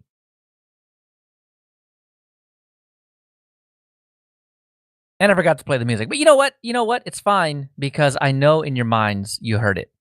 So we have a couple of articles to talk about, and some questions. I'm just very questiony today. I'd like to ask all the questions. So first up, Mike, tell me, what is this? Why is my smartphone spying? Smartphones don't spy on you. Not usually, but only always. But yeah, every week I like to bring the sunshine. So this week I have a report out of the University of Dublin where researchers have found that on average, both iOS and Android smartphones transmit telemetry data back home every 4.5 minutes, which is awful. However, compounding that, Android transmits 20 times more data back to Google than iOS sends back to Apple. No, it's not true. It can't be true. Google would never just mine you for data and send it back to Google to sell. It's not that you're the product. It's not true. It's really not that you're the product, and they don't make all their money through advertising. Well, I think Google's official company motto is "We don't care about your data," right? Yeah, But- I Well, guess they don't, right? They do care about your data. They just don't care about your privacy. Oh, see, okay. So, I mean, the one positive on this, I suppose, if you want to call it that, is that there is literally nothing you can do to prevent this from happening. So you might as well just not even worry about it. Either that, or just get a there get a is dumb something phone. you can do. You can root your phone and put Lineage on it or something. And then you go and put the Play Store on there, and that just breaks it all again anyway. Well, don't use the Play Store. Use the Aurora Store or just F-Droid. F-Droid. Look, I mean, don't get me wrong. I totally agree with you, and would love people to actually do that. But will people actually do that? No. Says the guy who just bought a Google Pixel and it started installing Android 11. I go, oh, cool. I got to look at this. I'm not going to put Lineage on this after all. Yeah. Yep, exactly. So Google didn't hopefully- even have to try hard to convert you, Moss. Oh man! No, So hopefully, pretty- F-Droid can serve your needs.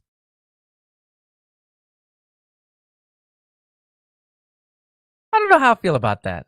It's man. I think it's just the price you pay for having a smartphone. It's the world we live in. So definitely worth a read. Go check out that study. It's fantastic. I want to say that this study, I don't know if this study is really, really old or they just redid the study, because I remember hearing about this particular study a while back. And I mean, the same general idea was this. So maybe they redid that study. That's fantastic, though. I think that the new bit to this, or the expanded bit, is just the fact that Android is transmitting so much more data back to Google than iOS does to Apple. I think the assumption previously was that they both transmitted roughly the same amount of data back. Yeah. You know, what's funny about that is that both companies, Apple and Google, will say, but don't worry about it because the data is obfuscated. You can't tell who it came from It's or whatever. anonymized. And yeah, anonymized, that's the word. And it's transmitted securely. It's encrypted. Like, if it's anonymized, you don't need to encrypt it. Why are you encrypting it? And my mind immediately goes to, tinfoil hat style. They're not encrypting it to keep it away from prying eyes. They're encrypting it to keep it away from your eyes so you don't know what you're telling them. Exactly. Stop it, Google. Just stop it. And Apple, you too, just to a lesser extent. Stop it. Anyway, next up, more sunshine. Yeah, let's hear it for much sunshine. Oh. BusinessInsider.com reports the personal data of over 500 million Facebook users has been posted online in a low-level hacking forum. Hold on, that's not a lot. The data includes phone numbers, full names, location, email addresses, and biographical information. Isn't that like all of them? Look. All you got to do is you got to frame it differently. You can't say the number. That number's very big and it makes you scared. All You got of to them. say 1/14 of the entire population of the Earth has been wrapped up in this breach. Or Wait, 1/8 no, of that the makes users it on worse. Facebook. Maybe that's why they didn't do 1/14, because that's a lot. Security researchers warn that the data could be used by hackers to impersonate people and commit fraud. Funny that. Now, over 533 million Facebook users from 106 countries, including over 32 million records on users in the US, 11 million on users in the UK, and 6 million on users in India. It includes their phone numbers, Facebook IDs, full names, locations, birth dates, bios, and in some cases, email addresses. Oh my gosh. Imagine, right? So we already get enough spam calls that are about nothing that you care about. But just imagine, the spam calls are now going to be about what you care about. Ooh. Well, it's a good thing that nobody uses Facebook. Nobody. I don't. Well, I don't either. Absolutely zero people that listen to this podcast use Facebook. So everybody that listens to this podcast is safe, right? Oh, no, man. Well, I'm not. This is bad. Just Yeah, everybody get off of Facebook and switch over to Google Plus. Oh, okay, wait. Too late. That was both disgusting and just- sad at the same time. Just start using Hangouts. Oh. Okay. Well, let me also remind people that there is a plug-in for Firefox that will, what's the word? Put your Facebook in a box that it's not getting to your data. It's Containers. Firefox containers. There you go. Yeah, there we go. Yep. But that's not going to stop you from getting your data leaked online, though. So sad. So, one other thing, if that was the end of that, you have any more comments on that? I mean, we can trash on Facebook all day. Oh, I'm good. Go Okay. on. There's ActivityPub. There's like 8,000 different microblogging things in existence on ActivityPub. You know, like PeerTube and Mastodon and all of that. I mean, there's tons. So I mean, if you really want to do it and you want to stay as secure as you possibly can, which doesn't really guarantee anything about getting your data leaked online, but it does make you anti-Facebook or at least not Facebook. You know, there's options. You can go do something else. Your friends won't be there, but you can go do something else. All right, so we'll move on to the last little bit so we can be done with this section. Vulnerability disclosure norms. Okay. There was a long-winded conversation that I truly enjoyed between Dale and I in the mintCast Telegram group, and it brought up a couple of different data points that are just interesting in general, and I thought I would pose them to y'all and get your opinion on them. So the first kind of topic that we're talking about is the idea that there are people out there, security researchers, hackers, whatever you want to call them. I like to call them hackers because that's really what hacking meant, is, you know, making software do stuff that it wasn't meant to do. It had nothing to do with people wearing hoodies and using Kali. But hackers, security researchers, whatever. Is it okay to, whatever research you learn, whatever vulnerability you get, is it okay for them to drop their research to the public directly without letting developers know first? What are your thoughts on that? Well, it depends. If you're a bug hunter and you get paid for a bug bounty, then you should follow the requirements. Right. 90 days seems a little bit long for most vulnerabilities, at least in my opinion. But if that's what it is, that's what it is. Yeah, I was going to say, for right now, and during most codes of conduct, 90 days is seemingly the industry standard for this is how long you give a company to fix the issue before you publicly disclose. So, yeah. But if you're not a bug bounty collector, then you're under no obligation whatsoever to wait any amount of time. You find a vulnerability, you let it out there. That's just okay. Here it is. Fame is a powerful drug, and I seem to remember a person that was disclosing Microsoft vulnerabilities. What was her name? She was doing some really deep down Microsoft bugs that were just really damaging to the Microsoft brand. And she was just dropping them on Twitter. And she had a bone to pick with Microsoft, I think, but I mean, it just coming out, and there's nothing that can be done about that. You can just politely ask her to stop doing that. But, as you said, Joe, there's no real obligation to give anybody 90 days or anything like that, other than, hey, everybody knows about this bug. You should probably go fix it now. Yeah, and I think, as you said and as Joe said, nobody's really under any obligation to give any type of warning. But I mean, if you want to be a good internet citizen, it's you're probably better off notifying the company first and keeping it under wraps. I mean, that's like if you come across your neighbor who left for the day and had their door wide open, you could be a nice person and go close their door for them, or you could go over there and just rob their house to teach them a lesson. Or So- you can get on the No, no, no, bullhorn no, and be no. like, "Hey, everybody, his house is open. Check it out." Right, The exactly. difference there is if you see a neighbor whose door is wide open and they're not home, or you don't know if they're home or not, you haven't seen a car or anything like that, the proper thing to do there is actually call the police and inform them so that they can come by and check and make sure that something hasn't gone on in the house. Sure. So but the analogy there, I'm not sure how that fits in with everything else, but it's still We you don't know, have an you see internet it, you say police, it. so.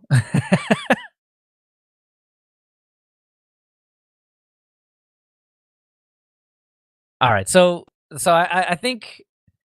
Oh yeah, I guess we didn't come to a conclusion on that. Really, I feel like dropping is probably not a good idea. Mike, you said this. I mean, be a good netizen, and I guess you don't even really have to do the 90-day thing though. Just be like, hey guys, in a week I'm gonna drop this into the public domain. So if you want to skirt some really bad press, you probably fix this ASAP. I guess that's the polite thing to do. I mean, Yeah.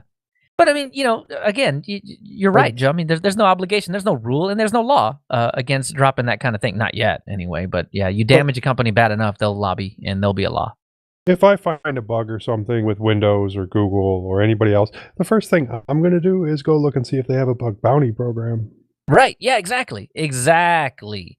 And then I'll follow their rules. And that is the biggest thing about that is that, obviously there is a problem with people just dropping 0 days, essentially.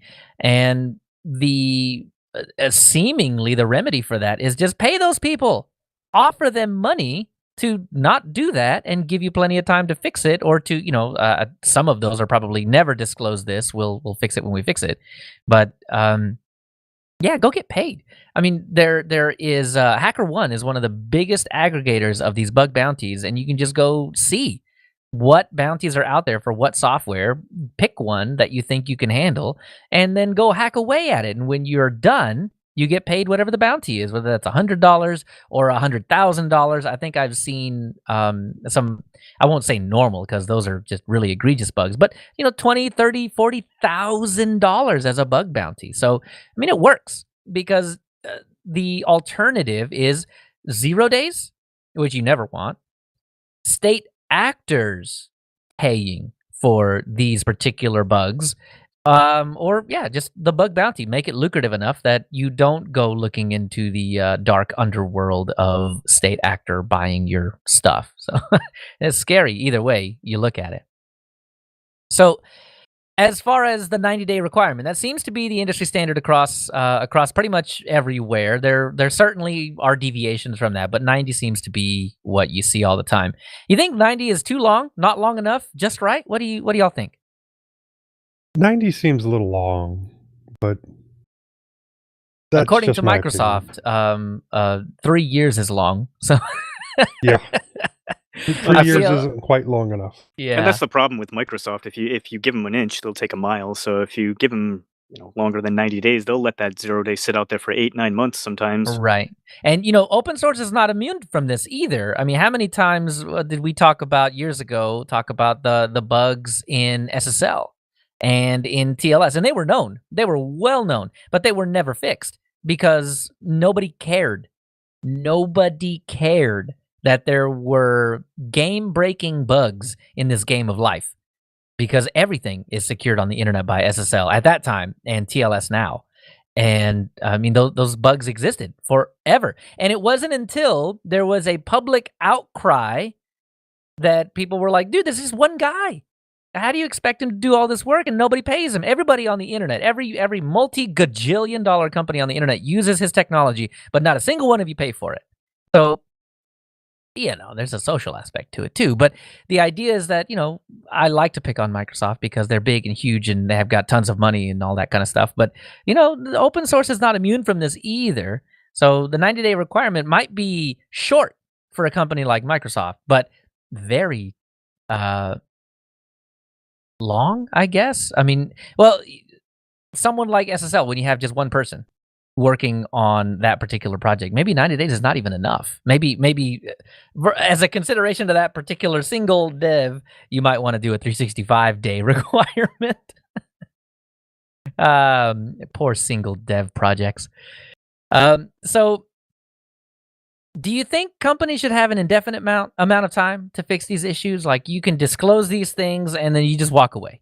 Well, no, because you've seen in the past, specifically with like Windows, where someone tells them that, hey, this is a problem, and then it never gets fixed, and they Yeah. never respond, and they never say anything to the person when they say, are you planning on fixing this?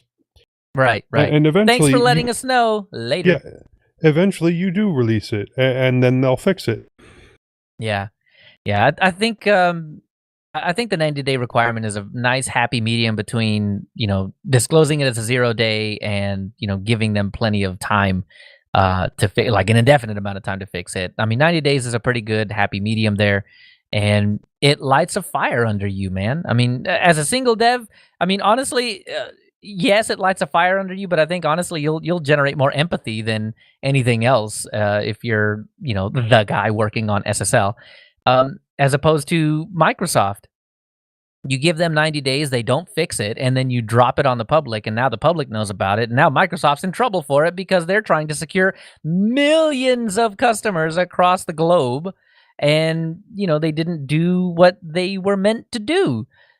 This is, Dale was bringing up the example of the Exchange server hack. Hafnium, I think, is the group that had a ton of these bugs. And as far as I understand, Hafnium is a state actor. So, I mean, these people aren't necessarily the ones we're talking about. They are just going to keep them to themselves and never disclose these things until it's advantageous for them. If they want to damage Microsoft, that's one way to do it.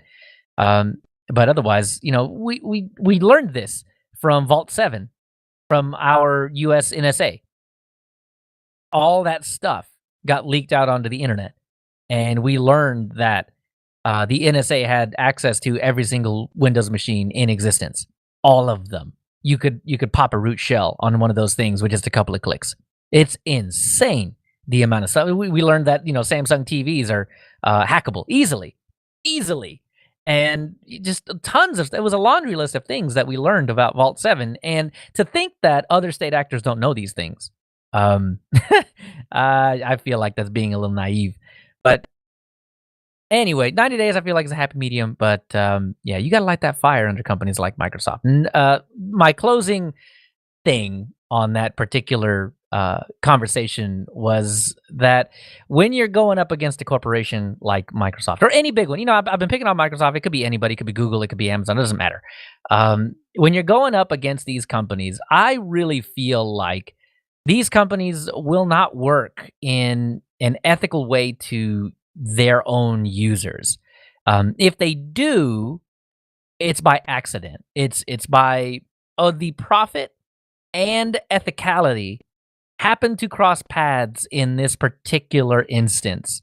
But I don't think that ethics were really on the forefront of the decision-making process. It was more, not fixing this is going to save us $1 million. Fixing this is going to cost us $6 million. We just won't fix it. And that's why I think, 90 days is already being generous. And go ahead. 90 days is fine. But you need that fire. Anyhow, any comments? Anything else? All right. Well, then we'll head down to the Linux Inners.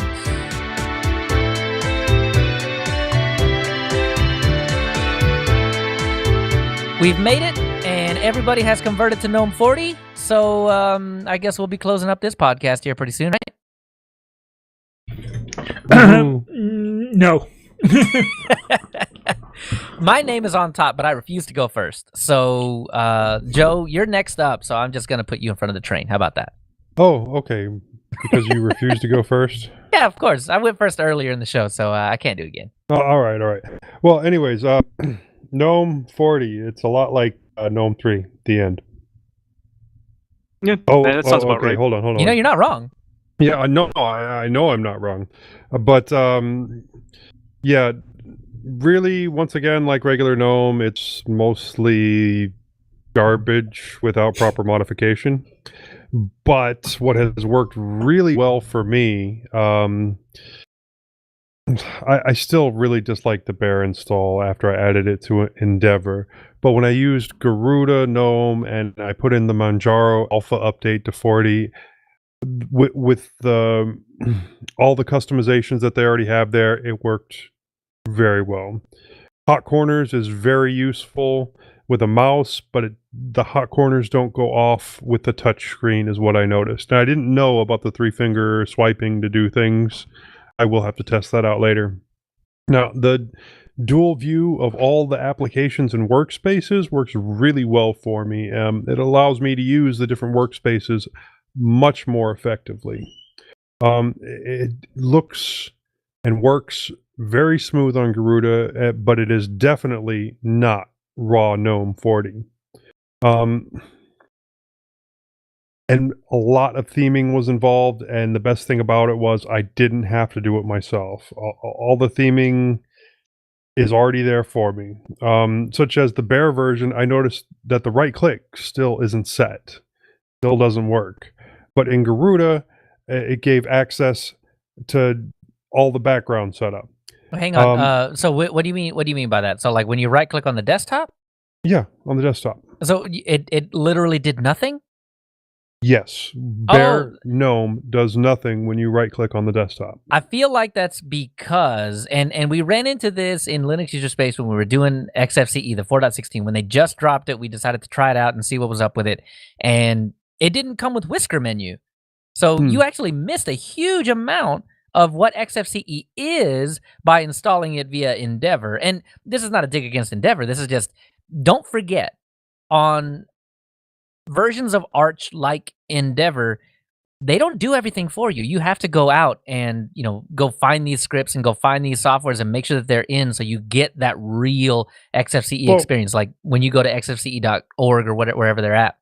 With they GNOME have these 3, screenshots. The first time I installed Fedora, I had the same issue where right-click did absolutely nothing on the desktop, and I had to manually go and set it up where right-click would be active. Oh, that's weird because in my GNOME 40 experience is the opposite of that. It does work. So weird. Depends on where you get it, I guess. Yeah.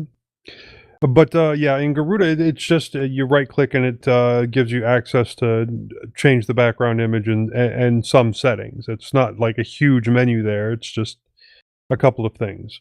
And I do like the way GNOME handles the Suki, showing all the running applications and allowing you to search all the installed applications and the repos at the same time that you use for things that are not installed. Which is really nice, since the hot corner doesn't really work with the touch tablet, but the tablet itself does have a super key button, and that works really well. You just hit that, and what off if can you not tap activities in the top left? You can. Okay, you get it. Well, you hit the top left, and then a menu drops down, and then you have to hit activities from there. You can do that. That is possible. It's just that extra step. Right. So I can't just, wave up into the corner the way I was expecting to and then have that menu come up that shows me everything. And then I also did have to do a bit of tweaking to get the onboard keyboard to pop up, but I was kind of expecting that. In most Linux distros, it's that way, even with a tablet. But yeah, like I was saying before, not much different from the GNOME I've seen in the past. It's not a massive leap forward or a massive change. It's an incremental thing. Right. Do you want to go now, Leo, or do you want to go last? You know what? I'm just gonna go last. I want to hear what y'all think about it because I feel like I think the exact opposite. Well, Mike, we know you loved GNOME and you're a big GNOME 40 fan. You're converting. Just say no to GNOME. That's my upcoming tattoo. Wait, GNOME to GNOME. Yep. GNOME. But yeah, it's like Joe said. If there's really not a huge change. They haven't done a lot over these past 36 iterations that I've missed between GNOME 3 to GNOME 40. if pretty much if you liked GNOME before, you'll still like it, and if you hated it before, you'll still hate it. My job is very mouse driven, so just kind of by habit, when I'm not working, I still use the mouse a lot. And GNOME is how it's always been. If you use a mouse, it's really not very good. You'll spend a lot of time traveling all around the screen, clicking here and there. When I have used GNOME in the past, I've used the Ubuntu version of it, so I'm used to having the kind of the sidebar over there with all your active your favorite programs and then the actively running ones. So without that, because I installed this on Fedora Beta, without that sidebar, I just found it to be incredibly annoying. If I had more than one program running, whatever was not the active program was just kind of hidden in the background, and there wasn't a clear way that I could see, like You like didn't a have a panel bottom bar? I had the top panel, but it didn't. It would only show my active window in the top panel. It wouldn't show all of the programs that I had running. Yeah, and this is just a GNOME workflow thing where if you have multiple windows open, you can Alt-Tab, but they don't give you window previews. So if you have like 8 terminals open, well, good luck trying to figure out which one's which. I guess the GNOME way to deal with that is to, hot corner top left, get all of the windows splayed out. And if you're on a really, really small screen, get to squinting so you can see which particular window it is that you want. But yeah, no, I tend to agree on that. I mean, it's kind of limiting in a way by not having a list of running applications. I mean, like here in Mint, I've got the single icon ones, and when I'm selected on one, it's got the whole title up there. So you know what's going on in the background. Whereas in GNOME, because of the way that they do that thing, I always forget what you call that thing, but you get that menu in the top bar, and then you get the window itself. That it limits your visibility into what's going on. You have to look at your workspaces to figure that out. Was that thing 1 or thing 2? Thing three, actually. Ah, But yeah, it was killing me when I was trying to use GNOME to type up my show notes one night, and so just going back and forth between LibreWriter and Firefox over and over again. Both were in full screen, and so it was just really killing me to have to. I'm used to just going down to the panel and clicking one, then clicking the other. And on GNOME, it was a real huge pain. Oh, see now, if you were on a laptop, there would be a solution to that, and that would be 3 fingers swipe to the left, and you can move to the next full screen, and then 3 fingers swipe to the right, and you come back to the other one. So you're kind of back and forthing or whatever. But on a desktop, you typically don't have a trackpad. Yeah, exactly. And aside from that, it was just all my usual GNOME annoyances poke their heads up. I really despise the theming on vanilla GNOME, if you even want to call it that. Institutional beige. I don't know who came up with that, but and then really just the extensions still are a huge thorn in my side. I hate having to go elsewhere to get extensions for your operating system that should just really be in there by default. Yeah, I tend to agree. And one of the points that I want to make about the extensions is that yes, you can go to a website and get a list of extensions, but controlling them is not doable by default. Right. The and extensions app. Yeah. What was that? Well, I was just going to say, and it was funny how before, I don't know if they've changed it, because I honestly didn't even bother with extensions this time, but previously you would have to get an extension for Firefox to be able to manage your extensions for GNOME. Oh yeah, I don't know if they changed that, but I do remember that actually. I'm in the same boat. I did not go out and get any extensions. I'm trying to get along with vanilla GNOME. I have decided though that I do need one extension, and I think that's probably Dash to Dock. I don't want the dock on the screen. I don't care. It's fine. I just don't want it on the bottom when you go to the activities menu, because same as you, Mike, I tend to be mouse driven when I'm on a desktop, and that means that I use the hot corner, and when my mouse goes to the hot corner, it's annoying to have to go all the way to the bottom to get your stuff. Like, put it back where it was, because that was very convenient for the hot corner. And Right. if you're gonna keep the hot corner idea, and you have to keep by default the dock on the bottom, move the hot corner. The hot corner's got to go to the bottom somewhere, because otherwise, it's just so much travel. And on a You should be 1440p able to screen, set that, shouldn't you? well, not without an extension or a tweak. And that's kind of my point. With the extensions, you have to go out and get the extensions app, and that doesn't live in any repository unless you're in Arch, and it might live in the AUR or something like that. You have to go to FlatHub to get it. So in Fedora, what I was using, I had to enable FlatHub before I could install extensions, and then I can go install extensions. No, that's a lot of work. And the other thing is tweaks. Right? I need a minimize button. I got to have it. I can't not have a minimize button. So I have to go get tweaks, which is not in FlatHub. It's in the repo. So you have to get that from the repo, and then you can customize your desktop. So if you want full control of your desktop, you have to install or enable FlatHub and install extensions so that you can deal with extensions. And then you also have to install tweaks so that you can deal with the rest of your desktop. That's a lot. That should just come shipped. That should just be part of GNOME. I don't know why it's not.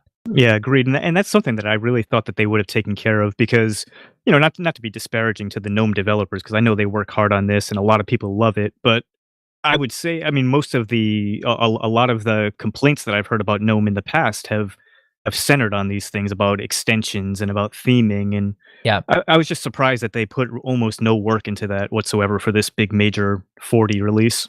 Yeah, and I wanted the dark theme. Adwaita Dark. So I don't know, where did you do GNOME 40, Mike?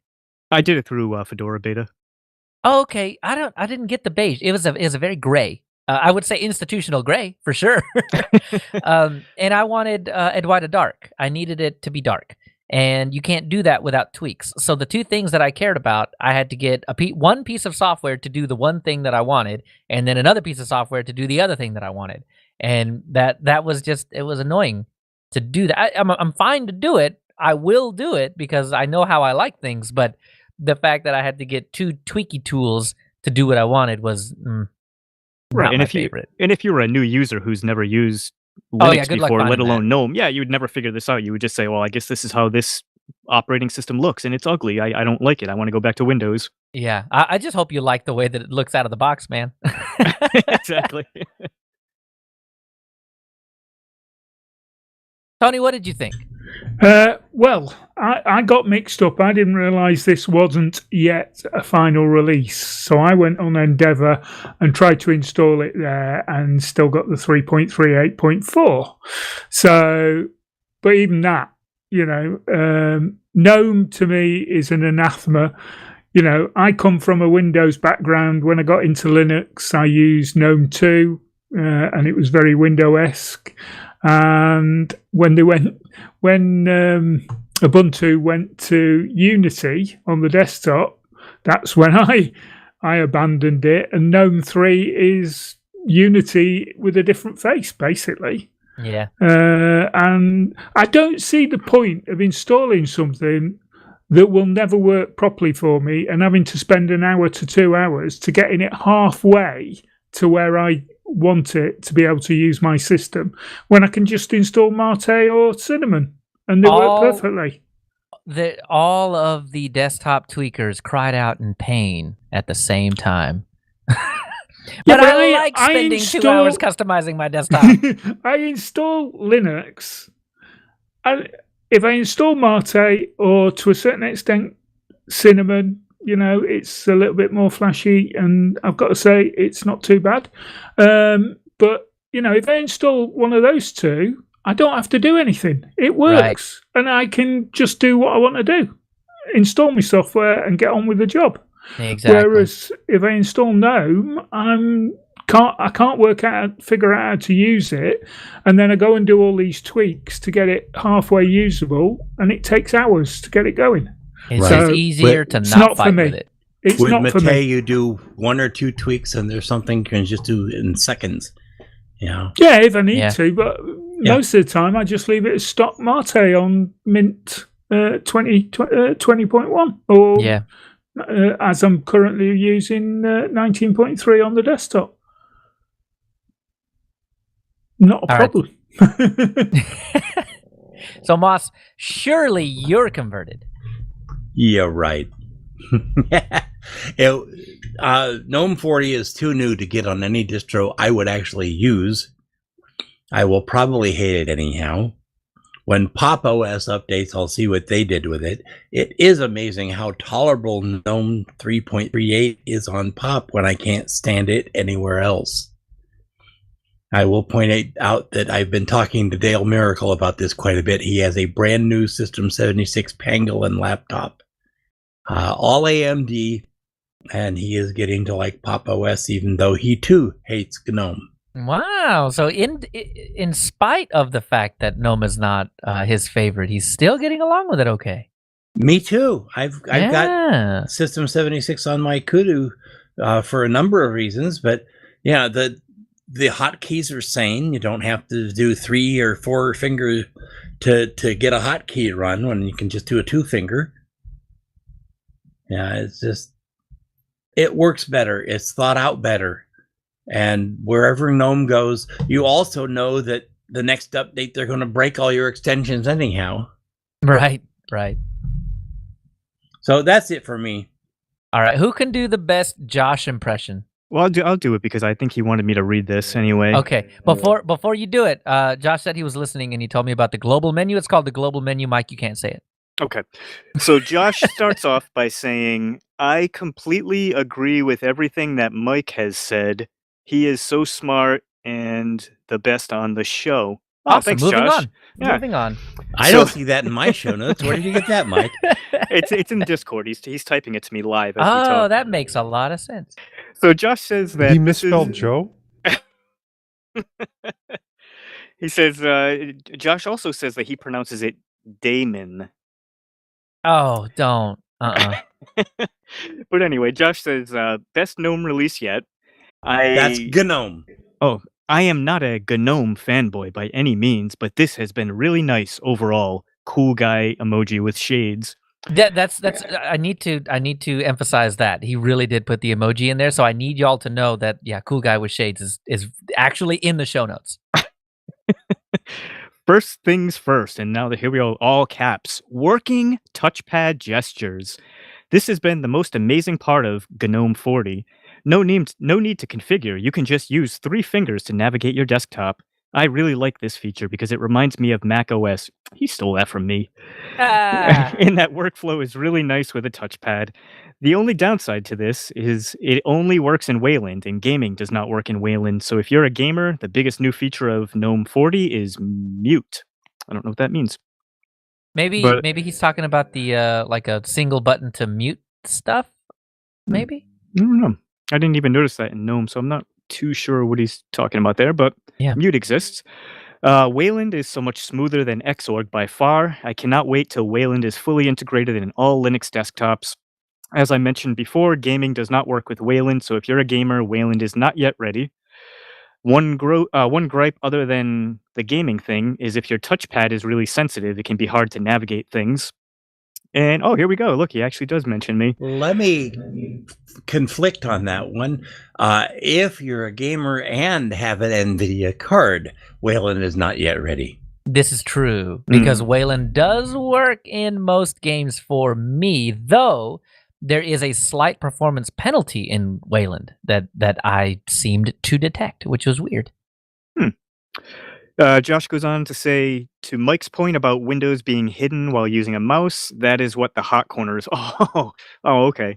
So that is what the hot corner is for. Well, Josh, if you were listening, Leo and I do not like the hot corner because it's way too far away from everything else. It's too far. Stop. Put it back. It's also too hot. Josh says the hot corner acts like hitting the super key or doing the 3-finger swipe. And then he finishes up by saying, I really did not hit any bugs, so that's a good thing. So I know that Don't Josh forget actually the thumbs does up like emoji. Thumbs up emoji. Yeah, thumbs up emoji. Thumbs up emoji. And I know that Josh actually did have a good time with GNOME. He liked it a lot. So there's another person who's giving the thumbs up emoji for GNOME 40. There it is. And one other point, he said in that last message about mute, he said Wayland and gaming doesn't work in Wayland. So if you're a gamer, the biggest feature of GNOME 40 is moot. He meant to put moot in there. No, yeah, it makes more sense. All All right. So, all right. I think most everybody covered pretty much all the stuff I was going to talk about, which was a 3-finger. Oh, nobody mentioned, we mentioned gestures in general, but we didn't really talk about what they did. So the 3-finger swipe up is pretty fantastic. Okay. Here's how I can be okay with the fact that the launcher thing is on the bottom. You just don't use the hot corner. Now it's fairly impossible. Super key. Well, no, I take that back. On the desktop, your best course of action is to put your mouse down at the bottom of the screen and hit the super key. And then you're ready to go. You're ready to click. It's easy peasy. If you're on a laptop with a trackpad that supports multi-touch gestures, then put your mouse down at the bottom and 3-finger swipe up, and it opens up the activities overview as well. I think I prefer 3-finger salute on this one. And another 3-finger swipe up will get you App Grid, which was actually kind of cool.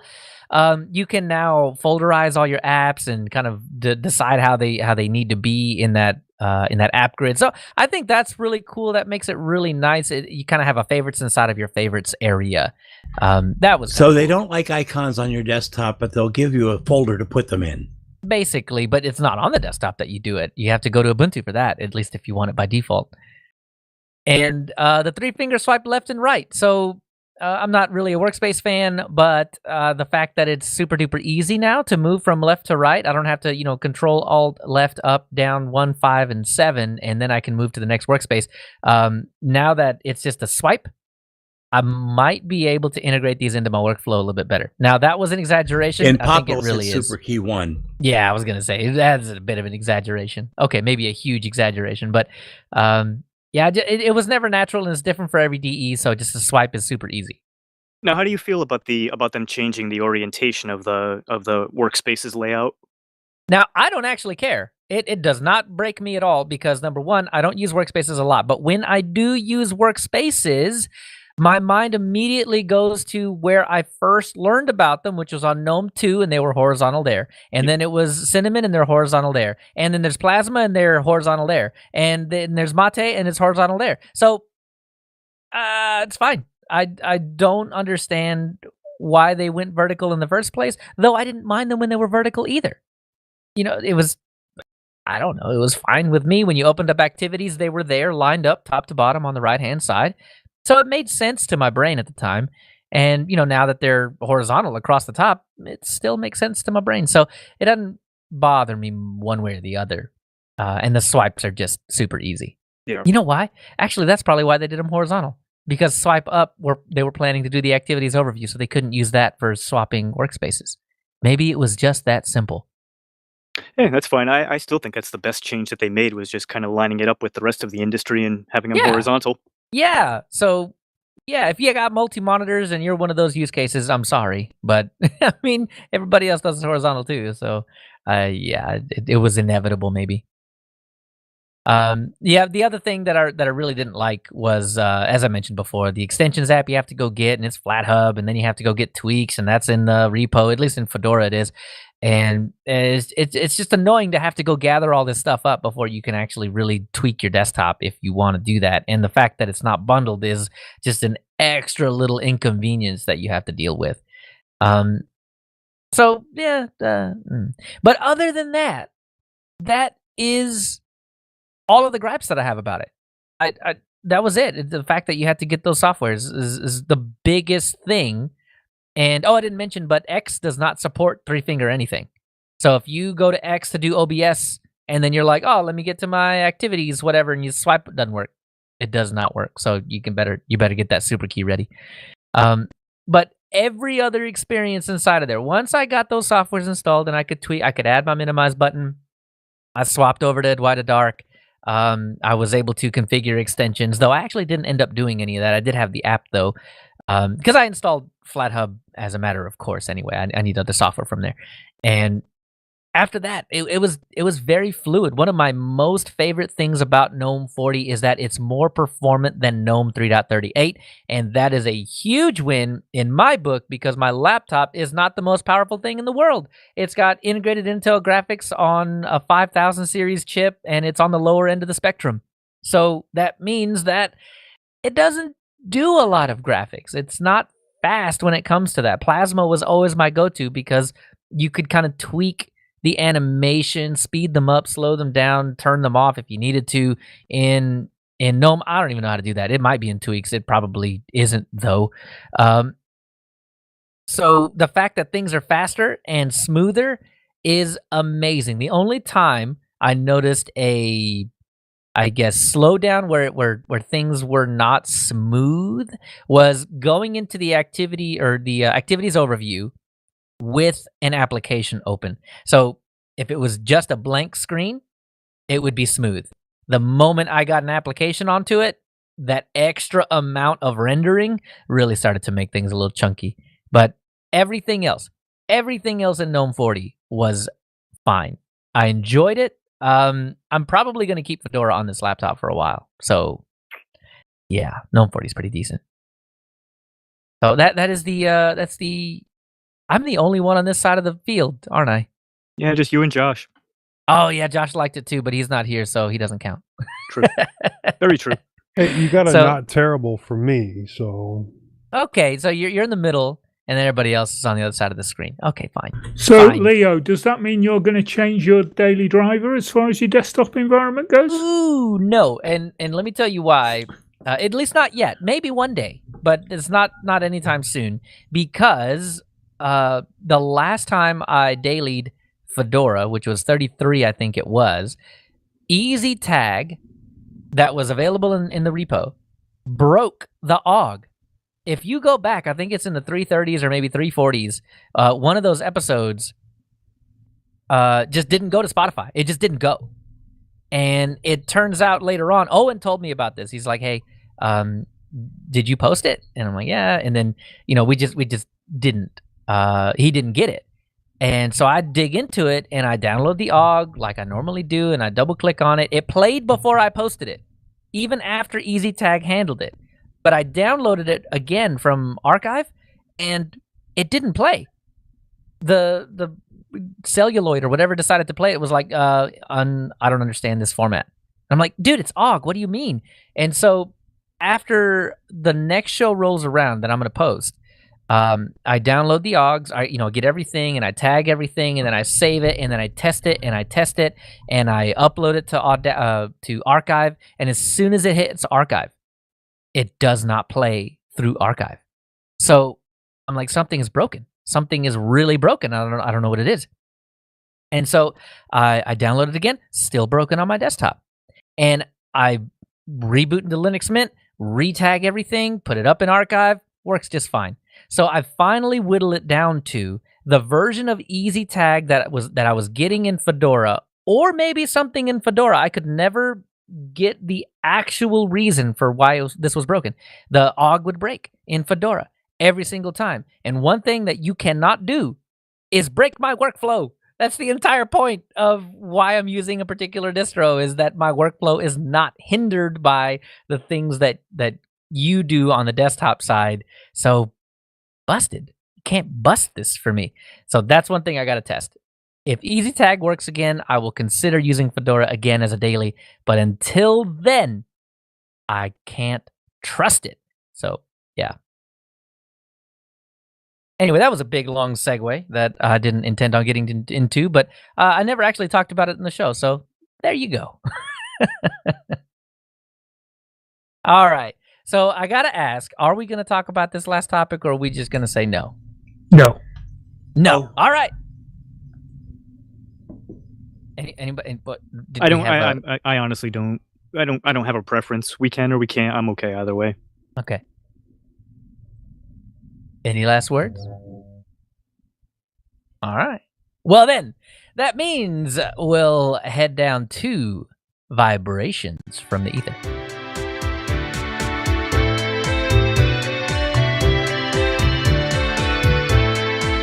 Now I wonder if we're going to get tweets and messages. Hey, what were you going to talk about after all? It wasn't anything important. It's a secret project that Clem's been working on. He didn't want us to tell, but we were going to. You guys can just have to wait. Oh, man. Now I want to know. All right. Well, feedback time. And here we go. We have a message from Len. Now, okay. All right. Joe responded to this, but Okay, let's just read it. So it says, "Hi, I enjoy your podcast and listen regularly. Enjoyable. However, I would like to check something in the notes. Problem is, where are the show notes? I've checked at www.mintcast.org and can't seem to locate them." Joe, you responded. What did you say? Joe is gone. So Joe responded. He spelled and- mintcast wrong. Yeah. Oh, no, he didn't. Did It he says really? mintcast right there in the Oh show my- notes. Oh wait, no, that's the. Oh, you know what? That was it. That was. I didn't even see that. Hold on, is that for real? Okay, now I gotta go back in the email. Maybe I just typed it wrong. But oh no, I can't even type my password right. Do not count. You just the did copy keystrokes. and paste, didn't you? Yeah. This will be the easiest Well, solution you you've ever couldn't had to have give typed out. it wrong. Sure enough, I did not notice it the first time. Len, Joe had the answer, and the answer was add a T. mintCast. That's the answer. Where does mintCast go? Nowhere. Okay, well, that's why, Len. Yep, add that T after the N and before the C and hit enter. So next up, this is a long one. Tony, I'm going to throw you to the wolves on this one. Yeah, it's okay. I probably won't understand it, but let's go. So Hank Barter writes, a couple of mentions on the most recent show caught my attention. First was the laptop that got dropped and survived.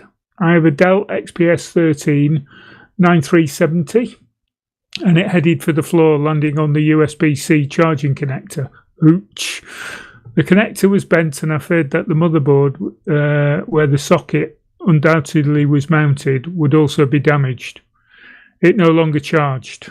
I ordered a third-party charger and PD capable cable, and held my breath when I plugged it in. It seemed to work and has worked fine since, and that was a year ago in January. On to the XPS 13. I'm very happy with mine, with the exception of the killer Wi-Fi card. I've experienced frequent connection drops and occasional solid hangs, as in hold the power button for about 20 seconds to reset. I'd replace it if it wasn't soldered to the motherboard. Occasionally I search for a solution, and to be honest, it does not seem to be getting better. Yesterday I found this. Oh, it does seem to be getting better. Yeah, it does seem to be getting better, yeah. And then he goes on to give us a link to a bugzilla.kernel.org, where he found a fix. Yeah, I implemented the fix, disabled power saving, and I haven't had a dropped package. I haven't dropped a package since. Another thing I recommend is the Dell Command Configure utility app, and then he gives a link to that. It allows you to tweak settings that would otherwise require going into the BIOS. I use it to set charging parameters. Onto charging parameters. I believe that charging the battery to 100% or let it run to 0% is bad for the battery. I typically set the BIOS to charge to about 65% and switch to 95% if I'm going off grid. My battery health remains at 95%, where it was when you nearly 4 years ago. Wow, that's really impressive. Yeah, No it is. joke. One last thing I find useful is the Cable Matters USB-C hub with HDMI, Ethernet, and an additional USB port, or and additional USB ports. Solid performer. I hope you enjoy your XPS 13 as much as I enjoy mine. One more thing. I'm a huge fan of ZFS. I've had it on my XPS 13 since I first installed Linux, Debian Stretch at the time. I have no experience with BTRFS, or ButterFS if you want to pronounce it that way. I'm reluctant to use something that is described as rock solid, as long as you don't. No such qualifications with ZFS. I don't understand why RAID Z2 is depreciated. As in, why would anyone want to use that? Deprecated. Yeah. Deprecated, is it? Sorry. I have 5 drives in RAID Z2 in my backup server, and I'm confident that any 2 drives can fail. I've lost no data. I could assemble a volume using pairs of mirrored drives and also be insured against 2 drive failures, as long as both drives in one pair don't fail. I've used this configuration with both ZFS and MDADM RAIDs and replaced failing drives, sometimes without shutting down, with no drama. Thanks again for an interesting podcast. You know what? We're gonna have Brad Alexander have to write us another email telling us that RAID Z2 is not deprecated. I couldn't find any reference to that. I didn't think it's deprecated. Like those could be degraded if one of the drives die or something like that, but I couldn't find any info on RAID Z2 being deprecated. So maybe I'm just late to the party. I don't know. Anyway, Josh is our resident ButterFS expert. He knows absolutely everything there is to know about ButterFS. So the next time he's on the show, we're going to bombard him with every single question that we can possibly come up with about ButterFS, and it's just going to be the whole, it's just going to be a whole ButterFS show. And we'll I'm just going to hand the show to him. It's going to be Josh talking for an hour. And now Matthew wants to talk more about ButterFS. That's right. So let's talk more about that. I can read this one. And Matthew says, hello, mintCast. Regarding mintCast 356.5, itty-bitty living space, and your discussion of compression, have you considered discussing ZFS and ButterFS? ZFS and ButterFS integrate all of the following into the file system itself: automatic file compression, automatic data integrity checking, automatic error detection and correction, exportable atomic snapshots, multi-disk redundancy, and live adding and removing of drives. So that's it. Yeah. See, Josh, it's too late. You might still be listening. I don't know if you are, but if you are, yeah. Well, ButterFS call us show. now. Phone lines are open now. Call us, Josh. That's right.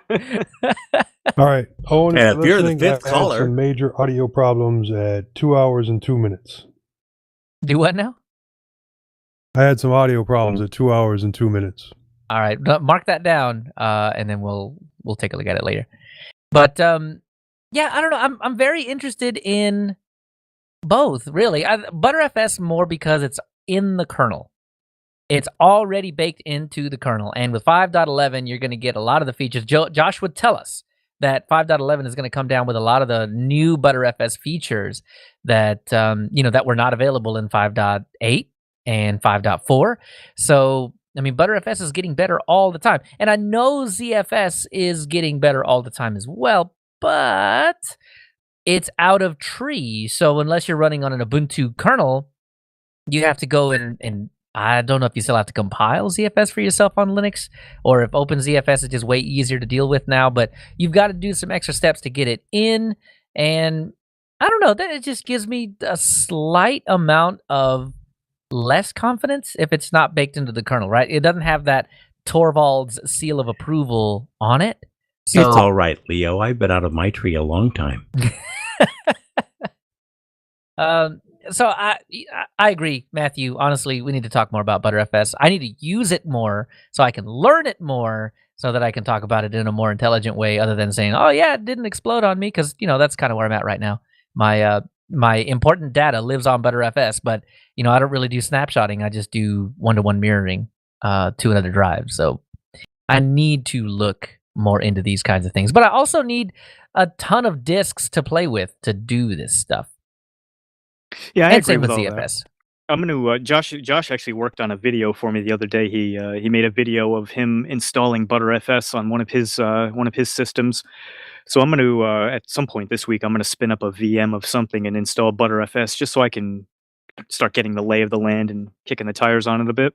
Yeah, definitely. I mean, it's good software. It's a good file system. Both of them are actually. But yeah, ButterFS seems to be the one that I would gravitate toward just because it's baked in. Yep. Well, speaking of the devil, Brad Alexander wrote us again, and I feel like I feel attacked. So, Moss, I'll let you take it away. Tact, yeah. Attacked, yes. Brad writes, "Stop with the tack, you millennial." He misspelled millennial, but that's okay. Okay, a couple of things. First, LastPass has put the final nail in their own coffin. As of last Tuesday, March 16th, LastPass Free started restricting that access to a single, quote, active device type, end quote. That means essentially that you'll either need to choose a mobile device or a computer. You can have multiple devices, but only one type of device. What's worse than that, though, is the way that choice was made. It's not like you click a checkbox for mobile or computer devices. It is the first thing you log in with or on or after the 16th of March. Way to drive off potential paying customers, LastPass. No joke. Wow. So typically I would assume that something like this would be, hey, these are all the devices that you've logged into before. Pick the one that you want to, bless, and that will be that type of device for No, it's just a dumb, here you go. That's the one. I hope you logged into the right device, because otherwise, whatever. Give us some money. Talk about a Sophie's choice, too. I mean, how would you even decide whether you'd want a password manager on your mobile device or on your laptop? I could never make that decision. They both have such different use cases. Yeah, and God forbid you actually log into LastPass with your mobile device, and for some reason it decides that it's a desktop or something like that. Like if you had a browser and you logged into LastPass, well, that's it. That's your computer from now on. Good luck with your mobile. Man, what a He goes on to write, "Something I've gotten spoiled with is inline compression. On my ZFS datasets on my FreeNAS, each dataset can have various compression methods. LZ4 is the best balance between speed and compression, and as you can see from the attached image, it does a pretty good job of compressing. A lot of them, like media and ISO, are 1.00 because they're non-compressible formats like video files. Meanwhile, you're getting 1.26, 1.45, and even nearly 2 to 1, 1.95 compression ratios in some data sets. And the best part, it is all done transparently, so you get that savings without having to worry about it. It's like having extra disk space." Yes, at the cost of CPU, which is fine because he mentioned LZ4 tends to be the least impactful on your CPU, but yet still has an awesome compression ratio, as he mentioned. So ButterFS does have this too, and I don't know enough about it to really sound halfway intelligent. I could make it up, but no, I'd rather just test it and come back with some hard data on that, with some hard compression ratios. So, Mike, maybe that's what we do. Maybe we just start easy. Because I think in kernel 5.11 or 5.10, it's default. If you use ButterFS, the compression is on by default, I think. And then we just need to go see if we can pull out those numbers and see what kind of compression we get off that. I think so too. Josh has been getting me pretty excited about this. I guess my biggest fear with it was just having to relearn the Linux file system, which I thought would happen. I thought they kind of changed the tree, but from what he says, it's really not. They maybe change the way they talk about it. Because he was saying something where /home becomes @home instead, right? Like @home. So it sounds like it's just maybe minor changes like that to get used to. But then, I mean, it really sounds like all upside from everything that he's trying to sell me on with it. Yeah. Well, my problem with it is that Clem is not on board with it, and the only distro I can use that will always run and will always let me get my work done is Mint.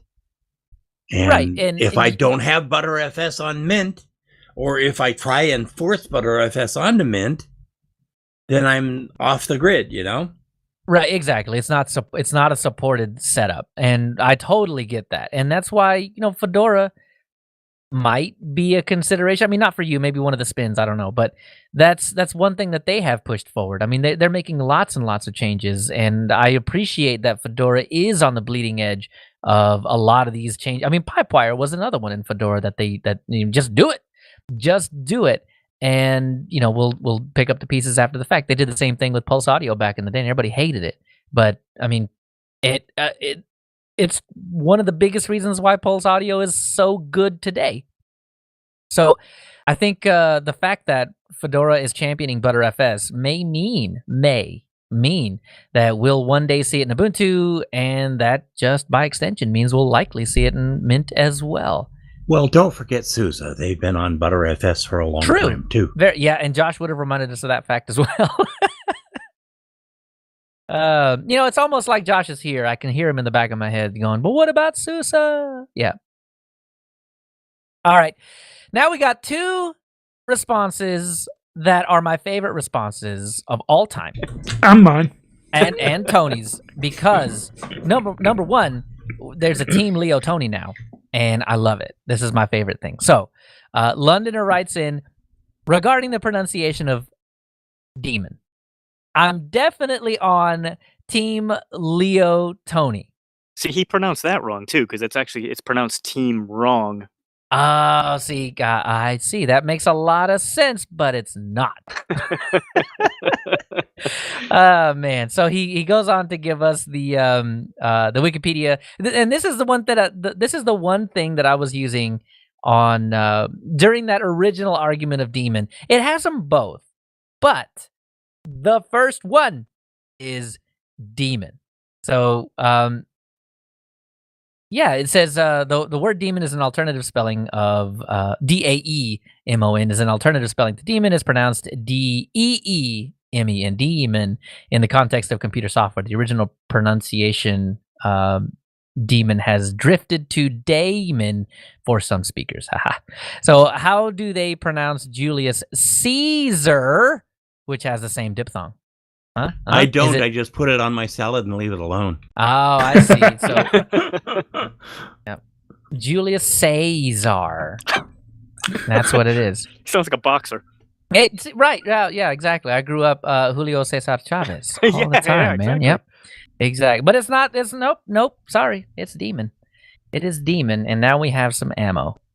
Oh, I'm sorry. Could you say Julio's middle name again? Julio? Julio, what was it? Cesar? Cesar.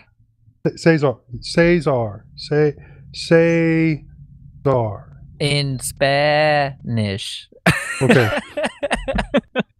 I mean, because honestly, it's wrong there too, because the pronunciation is Caesar. So Caesar, not I'm just if we're gonna get technical about it, So this email. We're trying to get all wadded up about it, not technical. Anyway, move on to Dave, because he gives us a dictionary definition anyway. Right, and this has nothing to do with the previous email. Londoner and Dave did not have a chat beforehand, as far as I understand. Note, it is not a current dictionary. All I'm saying is all these people that are coming about daemon say that daemon is an old word, and that's why they say daemon. But Dave writes, my Webster's New World Dictionary, notice the word new in it, so I mean, obviously it's new. Copyright 1959 shows the pronunciation of D-A-E-M-O-N to be demon. Oh, how weird. Demon. No, day.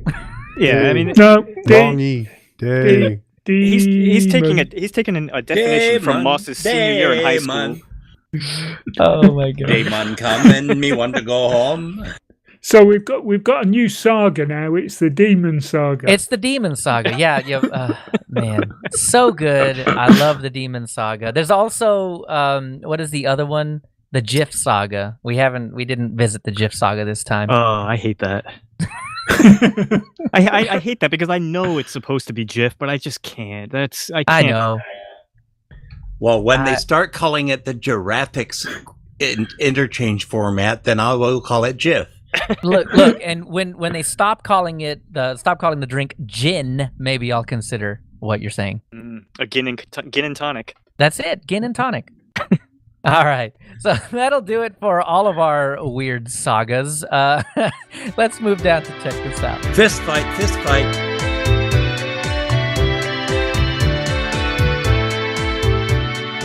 All right, so we got a couple of things to talk about. Tony, what do you have for us? I'm excited.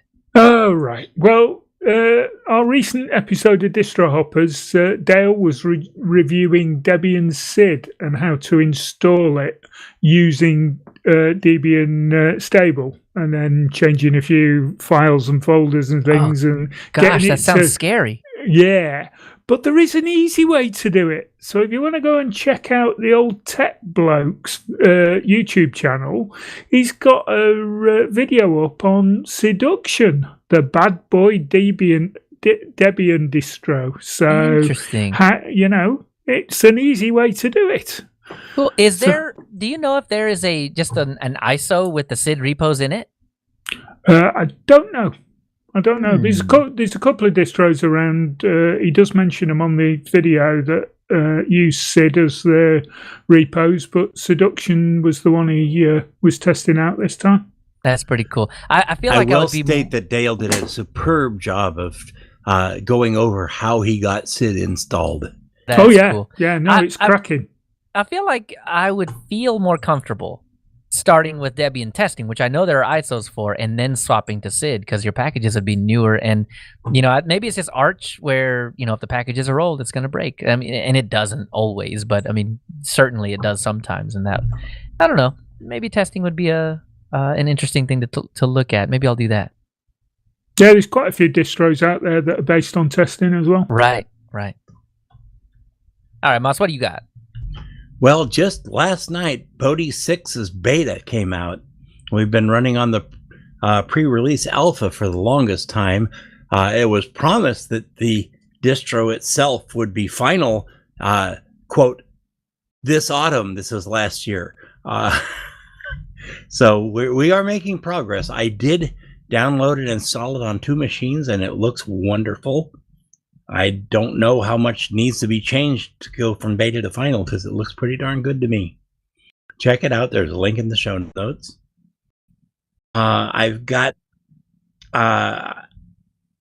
It's Foss has an article on Plausible, privacy-focused analytics. I don't know anything. Read the article. It's a good one. And I've been looking for to-do lists, and It's Foss recommended Sleek. They called it To Do Done Right, with the disclaimer that it's an Electron app. Hey, so on that Plausible thing, that's actually interesting to me, and it would be interesting to us because the way that we do our analytics on the website is Jetpack, which is a WordPress thing, and Plausible, I would assume you could just add it to any site using an HTML block, and it will report all your stats to Plausible, and then you can go look and see trends and all that kind of fun stuff. So this is an alternative, it looks like, to Google Analytics. And if you don't want to have anything to do with Google Analytics, and I don't know many that do, I don't know, maybe, I say that, and if anybody's anybody, they're probably dealing with Google Analytics. So, maybe it's just us weirdos over here with the counterculture, this or that. But yeah, this looks interesting. And then you can do paid managed hosting or self-hosted on your server and all of this kind of stuff. So it looks like you can just roll it yourself. That is cool. Huh. Okay, I like that. That's really awesome. All right, and Josh has a little tidbit in here called New Pipe. I don't have an Android phone, so I don't think this affects me at all. But if you have an Android phone and you want to watch YouTube without ads on your phone, New Pipe is your answer. And it also lets you download stuff. I've used it on my tablet, and it's okay, but it doesn't update that well. And Android updates for things that are not on the Play Store are not always that good. I'm going to make another suggestion from XDA developers, which is YouTube Vanced or YouTube Blue, which is the updated version of YouTube Vanced. But yeah, no ads. Doesn't show how to download or anything like that. But once you get it logged in, I think you have to install another application to be able to use your own account with it. But no ads, and it's basically YouTube. The paid service. Oh, Red. Or is it still Red? Yeah, it's Red. Okay, yeah, Red. Well, I know another one of the benefits of NewPipe, at least, is that Josh was mentioning that it allows you to do background audio with it, so you can start up a video and then just lock your screen and let it go in the background for you. Oh Which, my gosh, that is Yeah. so annoying to not be able to do.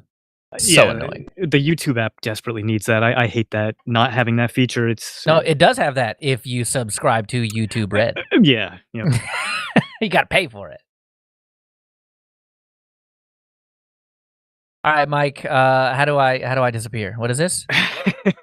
So last show I was talking about how I was spending about 10 or 12 hours a week, a couple times a year, deleting my information off of the internet. And as soon as we filmed or recorded the very next day, I came across a service called Delete Me, which will actually do that for you.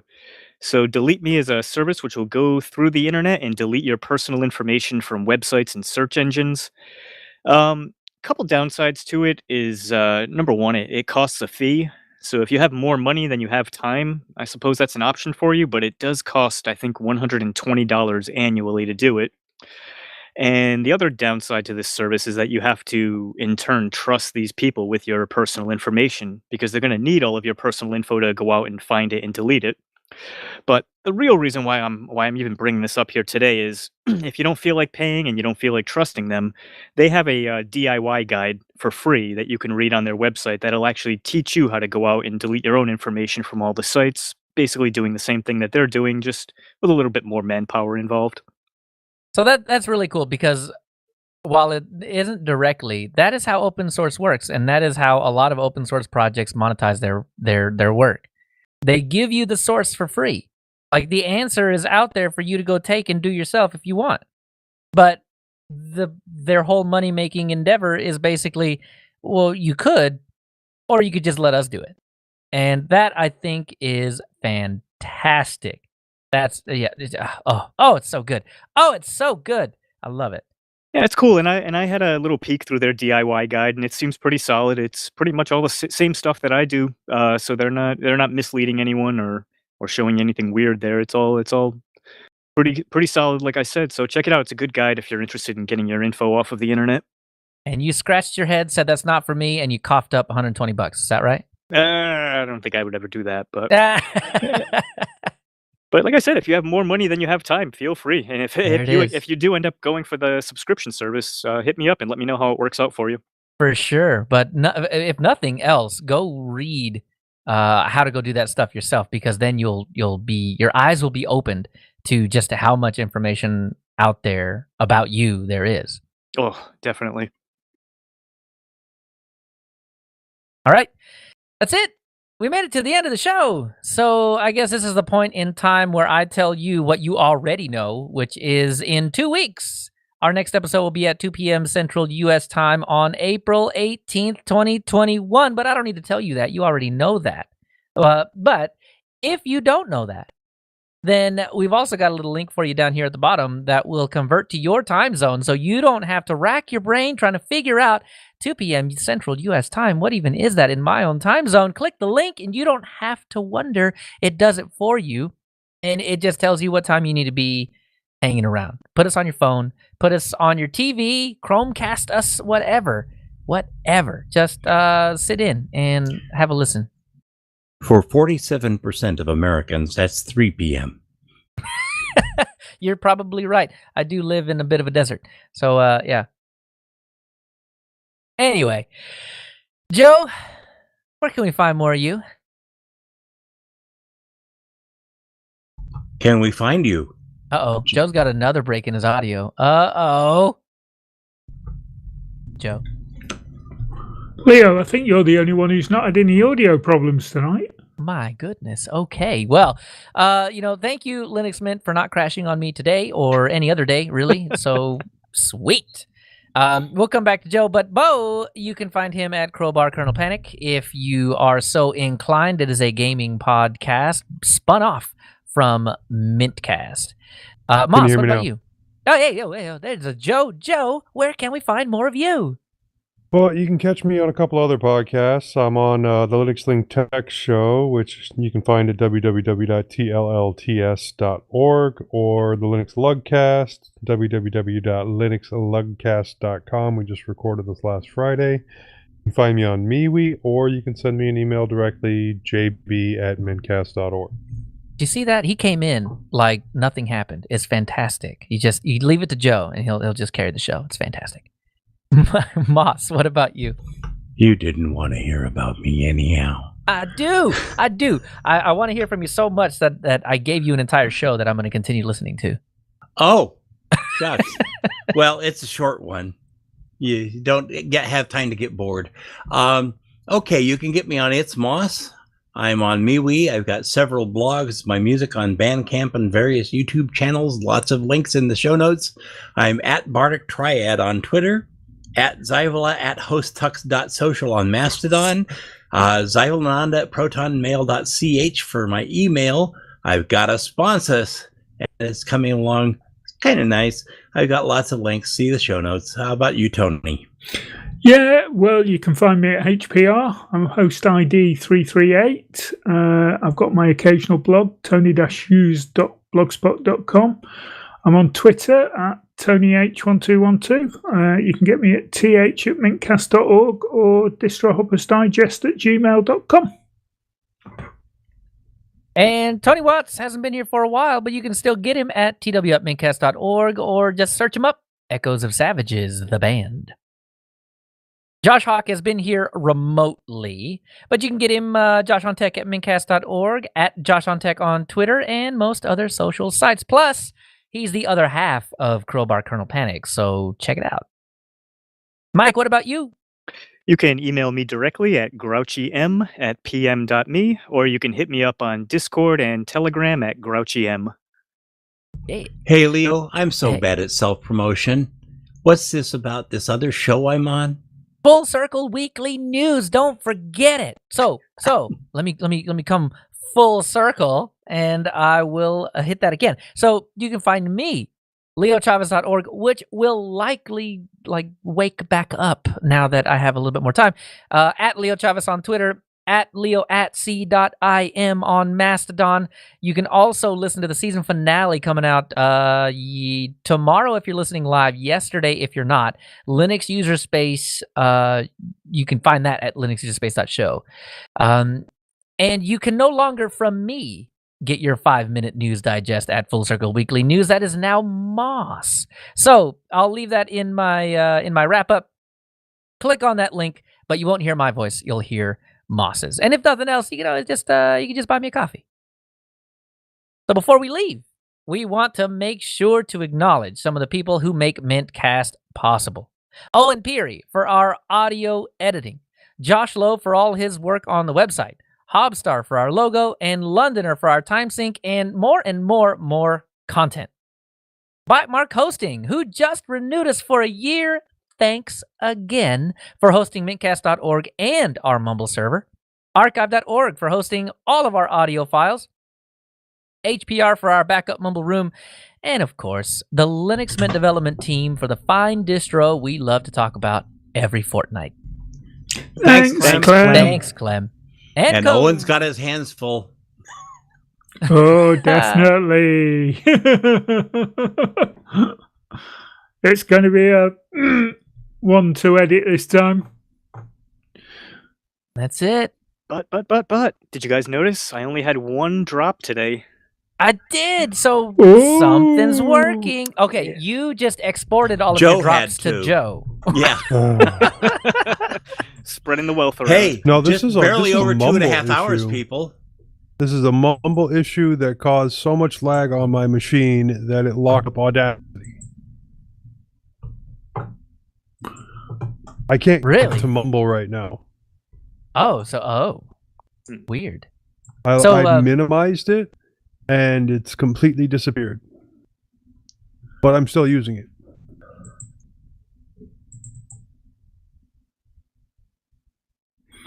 Sorry, I'm That's just chatting. strange.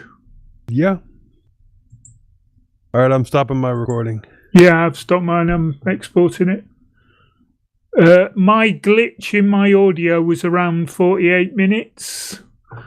So Right, Owen may have to split it round the 48-minute mark to move it to line up with the new 3210. Yeah, at him. mine will have to be split around that 2 hour and 2 minute mark. Both of y'all at him in Discord so he has a record of what's coming up. Otherwise, I know if I got that and you were just like 2 hours, I would I wouldn't be happy.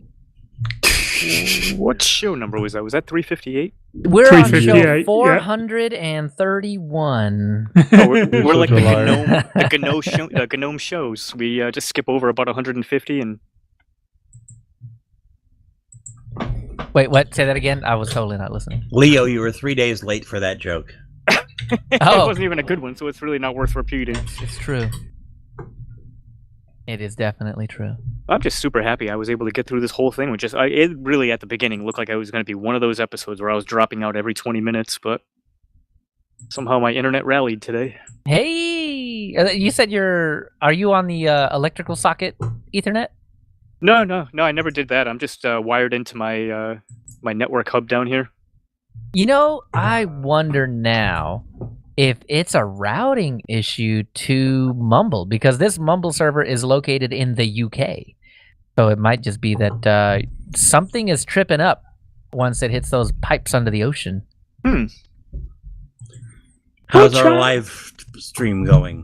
What channel's Owen in? Because he's not coming up as an at anything on. I think he's okay, Peary. Yeah. Yeah, if you want to tell Owen how awesome a job he's doing, join the Discord or Telegram and add him, and We ought to get him a Patreon. we ought to. Yeah, buy him a coffee. Actually, that's not a bad idea. Yeah. Stick him on the website. I wouldn't want to be Owen. He puts in a lot of work. Speaking of which, I still have a podcast to finish. Yeah. I've got the recording done, but that's not all of the job. Yeah. But once you get the hang of it, it's so much faster. When I was saying that it only takes me about a few minutes, maybe 20 minutes tops, to edit that show. I think it's come down a little bit. But once I got the editing done. I just have to do the pushing in the music and beep beep. Oh, well, that'll be super easy. I think you'll be pleasantly surprised how not difficult that is. Hope so. Yeah, if you need a hand, let me know. Yeah. I can always extend one because I'm now Linux User Space free, at least for a few months, and obviously, Full Circle Weekly News free. Well, I could just send you my audio file and you could plug it in. If you don't mind waiting a bit, I could probably do that. Well, and by depends a bit, on what you mean by days. bit. Yeah, a couple days. Well, I like to get it out. I mean, it's done. No, I feel you. So, if you need a backup editor, I'll be that for you. Maybe I'll talk to Owen. Then we're really gonna have to give him a Patreon.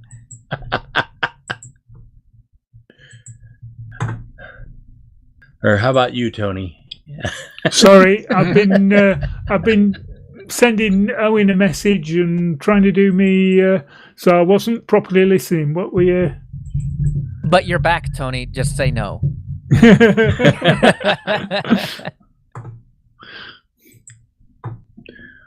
Moss was trying to conscript you to edit his recording of Full Circle Weekly News. He doesn't have to edit it. He just needs to plug the things in that I don't know what I'm doing. Okay. Well, now that the that editing really is done. Got it. That really is a 5-minute job, so it wouldn't be too bad. Well, I'd need all the to know where all the transitions and stuff go in, and the transitions go between each article. Right, and you've got an intro and an outro, have you? Yep. Moss, check it out, Moss. It's super easy on Audacity to do this. This is something that Owen taught me. You can label it, so you don't have to do any editing on it, but you select the spot in the audio recording where a transition should go, and you hit Control B, and that will stick a label, and you just label it intro music, bumper, outro music, whatever. And then, if it really is, if you really are going to ship it off to Tony, that way, all he's literally got to do, he can line it up with the label too. Like, it will snap to the label super duper easy. Okay, well, I'll think about it, but I'm not sure my head's up for it right now. No, next recording we can revisit this Control B thing.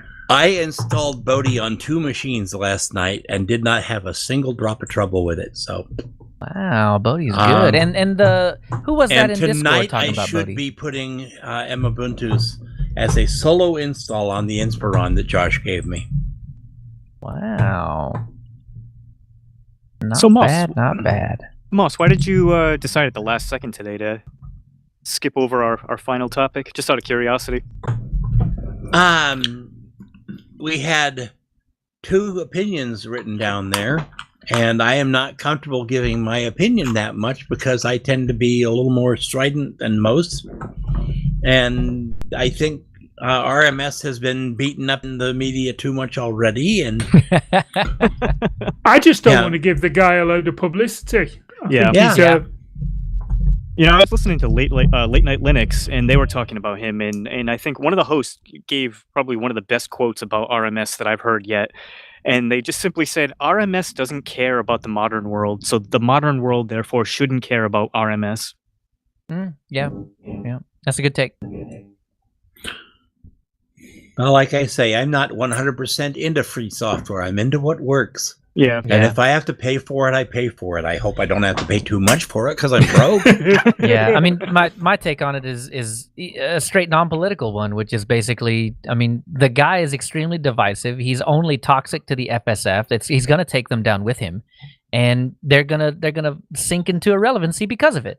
And Well, that's like what I said, if the organization is spending half of their time defending RMS, then they're not spending their time working on free software. Exactly, and I mean, it doesn't. You don't need to be woke to understand that this guy is not a nice guy. He is quite literally toxic. And you know, if we were going to talk about it, one of the things that I was absolutely going to say is, if you are okay with RMS being in any position of power like that, then you do not ever get to utter the words, well, why aren't there women in tech? Why aren't there more, neurodiverse people in tech? Why aren't there more this and that and everything? Dude, because people like him scare him away. Right.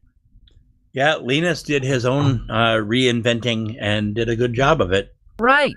I mean, you don't have to go bend over backwards and go on an apology tour to get some respect back. You literally just have to try. Yeah, just work on yourself. Because, I mean, even Linus himself had a reputation previously of not being necessarily the nicest guy to work for.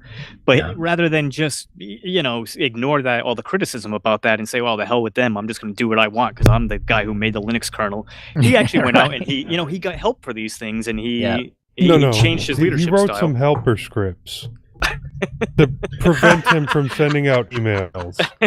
But still, you get the perception that he cares enough to even write those scripts. He put energy into it. Which is more than what RMS is doing. Yeah. Well, I just want to get on a different topic. He worked on himself. He teaches, 12-year-olds instead of 10-year-olds. Yeah, he did take a break. That's all I can agree with. Yeah. Well, I really want to encourage anyone that loves playing with distros, look at the new Bodhi beta. It is wonderful. All right. I'll take your advice. And Mr. Guy that I cannot remember his name that I'm going to look up right now so I can have it on the recording. I think it was Captain Drew Boy. There you go. Exactly. Yeah. Is it time to kill the live stream? Yeah, it is, I guess. See, this way we could actually talk about the RMS topic without technically talking about the RMS topic, right? If you want to hear our takes on it, you got to go check it out on YouTube because that's the only place it's going to exist. You got to listen to the special director's cut.